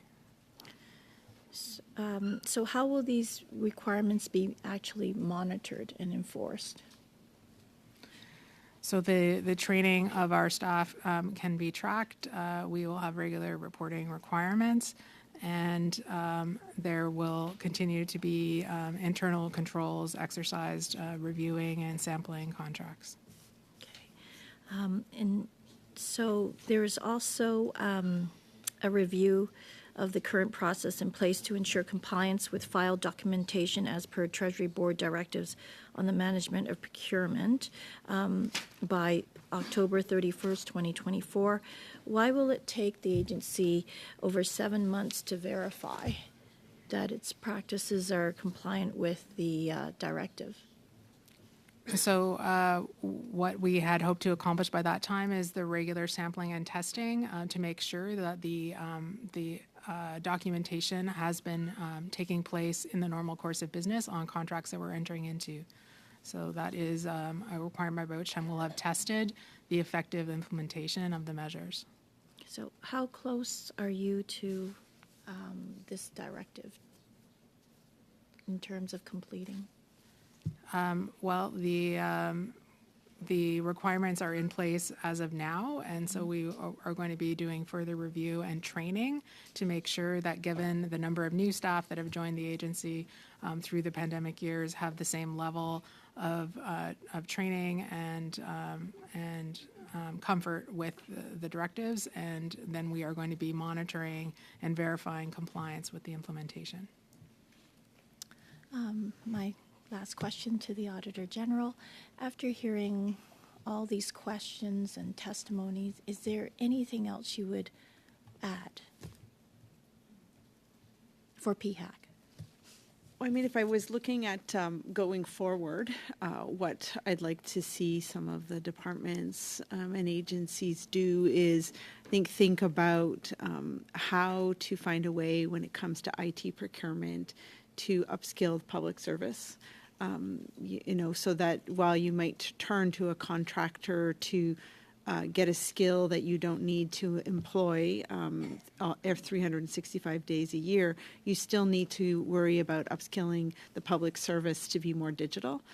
In that vein, I would encourage departments and agencies to think about things that might need to be digitized, things that are normally done on paper, and so that we're not doing it in an emergency, because the need to react quickly shouldn't be used as a reason not to follow good procurement rules, good project management practices, and definitely good financial record keeping. Thank you. Thank you, Ms. Yep. Madame Sekla Degangi, vous avez la parole pour 2 minutes 30 secondes, s'il vous plaît. You have 2 minutes, 30 seconds. Thank you, Chair. I would like to continue my line of questioning started before. I was uneasy hearing you talk about the size of the public service, because even if it's a small organization, there are hundreds of SMEs in the country that are able to prepare a budget with 300 employees and are able to follow up what they're doing. We do agree that the size of the Public Health Agency of Canada did not justify the fact that there was no budget, no follow-up, or that no questions were asked about the development of the application and about who. So your question was because you asked why, and then when I was answering, I talked about the size. I do agree that all these circumstances are just what it is, circumstances. We still need accountability, and the Treasury Board Secretary did give the right guidance to the public service to be more flexible, do things quickly, but still ensure accountability. So why were those recommendations from the Treasury Board not respected? That's a question you should put to the department and to those concerned. Ms. Jeffrey, concretely, you've just heard what we said. I said that SMEs are able to prepare a budget, ensure oversight, and even follow Treasury Board recommendations. Was this mere negligence, or was there a desire to simply look the other way? In the face of a global pandemic with multiple lines of operation across borders, vaccine procurement, therapeutics, and all the other aspects of public health response, meant that insufficient attention was paid to the governance structure of this project, which we regret and which we have undertaken to rectify in future. 30 sekunder kvar. 30 seconds left. Very well. I think I've heard enough. Thank you. Thank you. You have the floor for 2.5 minutes. Over to you, please. Thank you very much, Mr. Chair. I do want to now turn again to the last question I left off on, which was in relation to the non-competitive and the competitive process that was undertaken by the Public Health Agency of Canada in regards to GC strategies and KPMG. President of the Public Health Agency of Canada, you mentioned that the KPMG was selected amongst a list of vendors that was known to the agency as to the qualification reasons given in answering my question as to why that agency was selected. You responded that it was because of a list of known contractors. Can you supply that list of known contractors and when those known contractors were added to that list, in addition to how long that list has been operating? This was a global professional services procurement vehicle established by PSPC, and they established the contracts with each of the 7 vendors. Could you provide that to this committee, please? Yes. Thank you very much. And can you also, in addition to that, add the date to which those companies were added to that list? This is probably a question that I would suggest you ask our PSPC officials, who I believe are appearing tomorrow in front of this committee. The Public Service Agency of Canada was not involved in establishing the list. Thank you for that. I do appreciate the recommendation. However, it doesn't devoid your ministry or Department of Accountability when it was your department that was the business owner of this project, and you should have asked those questions to the Public Service Agency of Canada before operating those contracts. And so my final question is in relation to moving forward in terms of the Public Health Agency of Canada's operational work in regards to how it will manage future contracts. I think it's unfortunate that the Auditor General had to recommend such basic levels of qualification for good governance. And I would say those basic levels of qualification are important for me to ask now that you commit to the findings of the Auditor General. And would you also submit to the fact of following up with us in 1 year's time as to how you've implemented these recommendations of the Auditor General? We have regular reporting requirements, and we will be reporting back on the management response to the Auditor General's report. And do you have any last, I'll give you 10 seconds just remaining for any final comments you may have to this committee. My final comment is that I would welcome the findings of the Auditor General's report that while it was an unprecedented emergency response to a global pandemic that had not been faced before by the agency, there were severe operational requirements for urgent response. There nonetheless is a requirement to document and to have in place governance. We have taken that lesson, and while I'm very proud of the response of the agency in terms of the services delivered to Canadians and in terms of protecting health and safety through the delivery of border services, vaccines, therapeutics, and other critical public health elements of the response. We can and will do better in terms of the governance put in place around these projects in the future going forward. Thank you, witnesses, and thank you, Chair. Thank you all very much. Mr. Brock, you have the floor for 5 minutes. Scam boondoggle has to have consequences. It's little comfort to the Canadians who are watching this that you're going to do better the next time, that this pandemic was a once-in-a-lifetime issue. You had all the structures in place and you failed to follow through. Your agency, the CBSA, PSPC, consequences. Apart from Cameron McDonald and Antonio Utano, have you suspended, with or without pay, any of your employees involved in this scandal? Yes or no? No, there have been no findings of wrongdoing or investigations into Public Health Agency of Canada employees, and no employees have been suspended. Right. You can only imagine the Canadian taxpayer who are going right now through organizing their taxes, Canadian businesses. Point of order, Mr. Chair. Yes, Ms. Khalid. Thank you, Chair. I'm just trying to figure out how long we are going on this meeting. Yeah, I do have other obligations. Yeah, I'll answer you. We Mr. Brock and then Ms. Bradford, and then we'll end it for the day. Okay, thank you so very much. Appreciate that. And you have a classic example how the Liberals want to deflect attention away from this. Point of order again, Mr. Chair. Okay, I was trying to get clarification. I have other things going on throughout my day to support my constituents. I am so sorry. I don't like to be blamed by the Conservatives for just trying to get to my constituents with a sham meeting that we have had right now. All right, Ms. Khalid, thank you. Mr. Brock, you have the floor for 4 minutes, please. Businesses and taxpayers are going through the tax process right now. One can only imagine the consequences to taxpayers and Canadian business owners for the shoddy way that your agency, the CBSA, and the PSPC documented their affairs. There would be consequences. The CRA would be levying consequences, if not calling in the authorities to potentially charge individuals. And all I'm hearing is, sorry, we'll do better. That's not good enough. Someone's got to take responsibility. It's clear you, ma'am, as a deputy minister and the president have to assume responsibility. You suspended nobody other than Cameron McDonald and Mr. Utano for speaking truth to power. Ultimately, the responsibility lies with this government.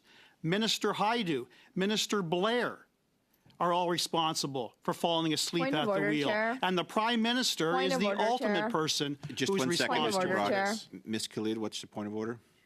I'm not really sure why we are naming ministers without having any evidence or proof and blaming them for things. Ms. Khalid, this is not a point of order. There's a thing called ministerial responsibility in this country. You're well versed in it. As to your previous point of order, you can ask your whip or your committee chair, vice chair, where we are in the rotation. Ms. Yip had asked not 15 minutes ago when we were ending it. I was going to, and I told her. So your previous point of order did look like it was interrupting Mr. Brock, as did this one needlessly. Mr. Brock, you have the floor for 3 minutes. You keep interrupting Mr. Brock. I'm going to keep adding time to him so he can collect his thoughts and begin anew. 3 minutes, sir. You see, Ms. Jeffrey, I won't be silenced. I speak on behalf of Canadians who demand the truth. Do you agree with me that the ministers and the Prime Minister need to step up and accept responsibility for this mess? Yes or no? The governance of the ArriveCan project was managed within the public service, and as deputy head of the Public Health Agency, I take responsibility for its management. Ceding my time to my colleague, Mr. McCauley. Thanks. Mr. Jeffrey, you made a comment that it seemed to state that the lack of governance was because of everything going on with procuring vaccines, therapies, and COVID, the issues around COVID. But earlier twice you stated it was a decision to relax the governance. So which is it? Is it, as you stated, that it was a specific decision made to relax the governance on this, or was it something else? So just to clarify, I did not say it was a decision not to relax the governance. I said that the more flexible terms of the contract with KPMG were designed to provide flexibility. This was about the entire governance, not structure. specifically KPMG. It was about the entire governance of the ArriveCan process. In fact, twice there was a relaxation of the governance.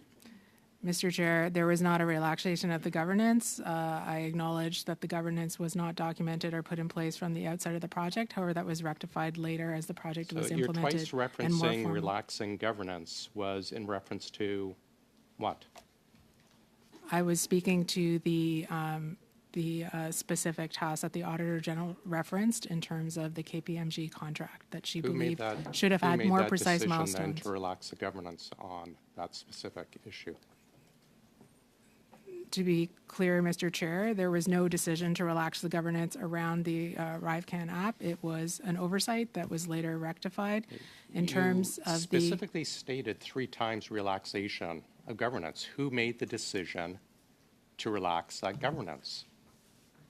Mr. Chair, I did not believe I spoke to the relaxation of the governance, and certainly there was no decision that I'm aware of to relax the governance of the project. About 30 seconds, Mr. McCall. Okay. The 177 updates to ArriveCan, who made those decisions to make those 177 updates? Were they driven by Order and Council? Were they driven by PACP?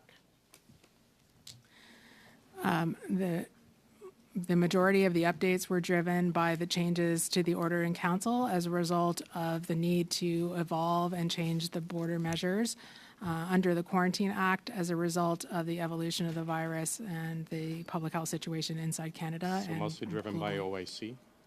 Pardon? Or mostly driven by Orders in Council? Yes, the Orders in Council drove the changes to the app. Thank you very much. That is your time. Finally, now to close it out, Ms. Bradford, you have the floor for up to 5 minutes, please. Thank you, Mr. Chair.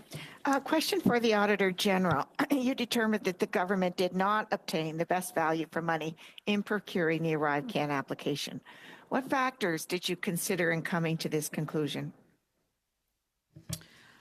So there were many factors. I think I'll list off just 3 quickly. One would be the continued reliance on an external vendor over time, when that is more costly than having the public service do some of the work. So we would have expected that something would have transitioned at some point to the public service. The second would have been that many of the contracts that we saw around GC Strategies and some of the other vendors consistently required the highest level of IT experience. So that experience being 10 years or more, when there was never a good justification for why that was always the level of experience needed. So you would have expected normally in a development project to see many different layers, levels of IT experience being needed. And I think finally I would point to contract extensions, multiple ones that we saw where the dollar value was increased and very, very few instances where deliverables were expanded. So all of those contributed, amongst other factors, to why we believe that the government did not get the best value for money and ultimately paid too much for the ArriveCAN application. Now, did you look into any other comparable projects in other jurisdictions?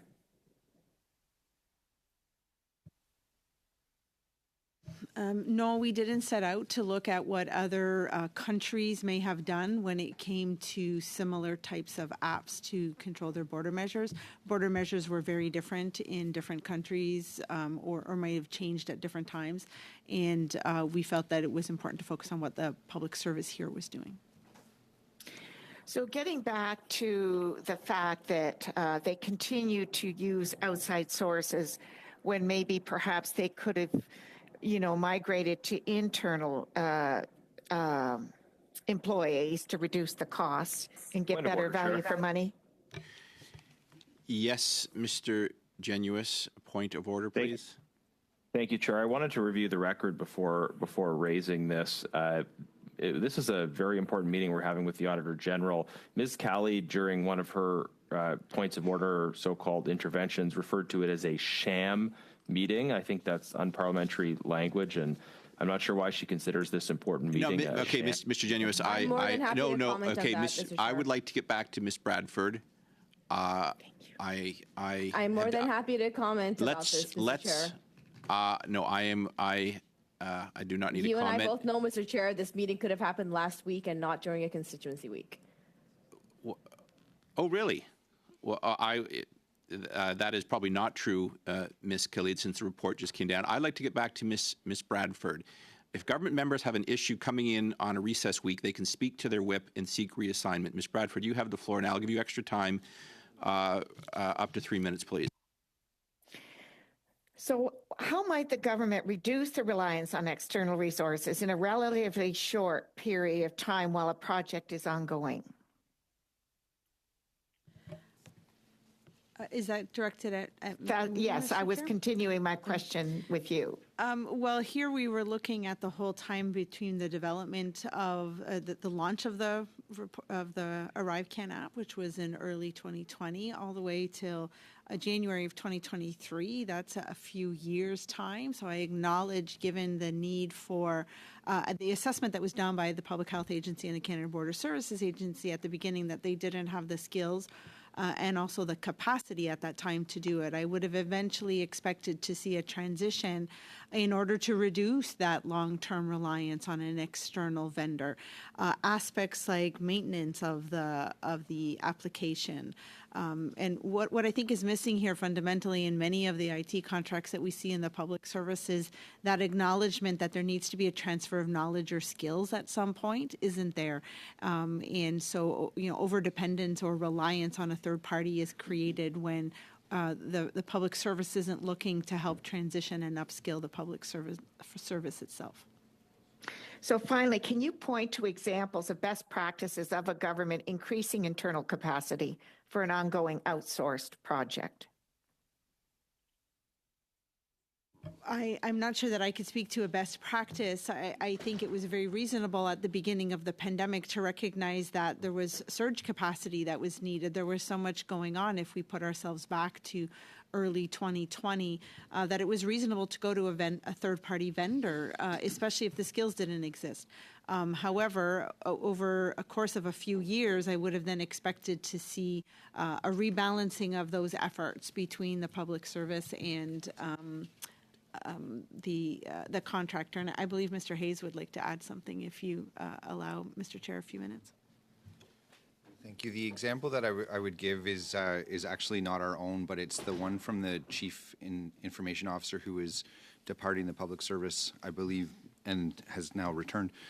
She appeared before the committee in December talking about the importance of relying on external resources for transformation purposes, but that is not a long-term solution. Ultimately, the public service needs to then take over on the transformation. Thank you. Hold on, Ms. Bradford, you do have 30 seconds. No, okay. I finished my questions. Great. Thank you.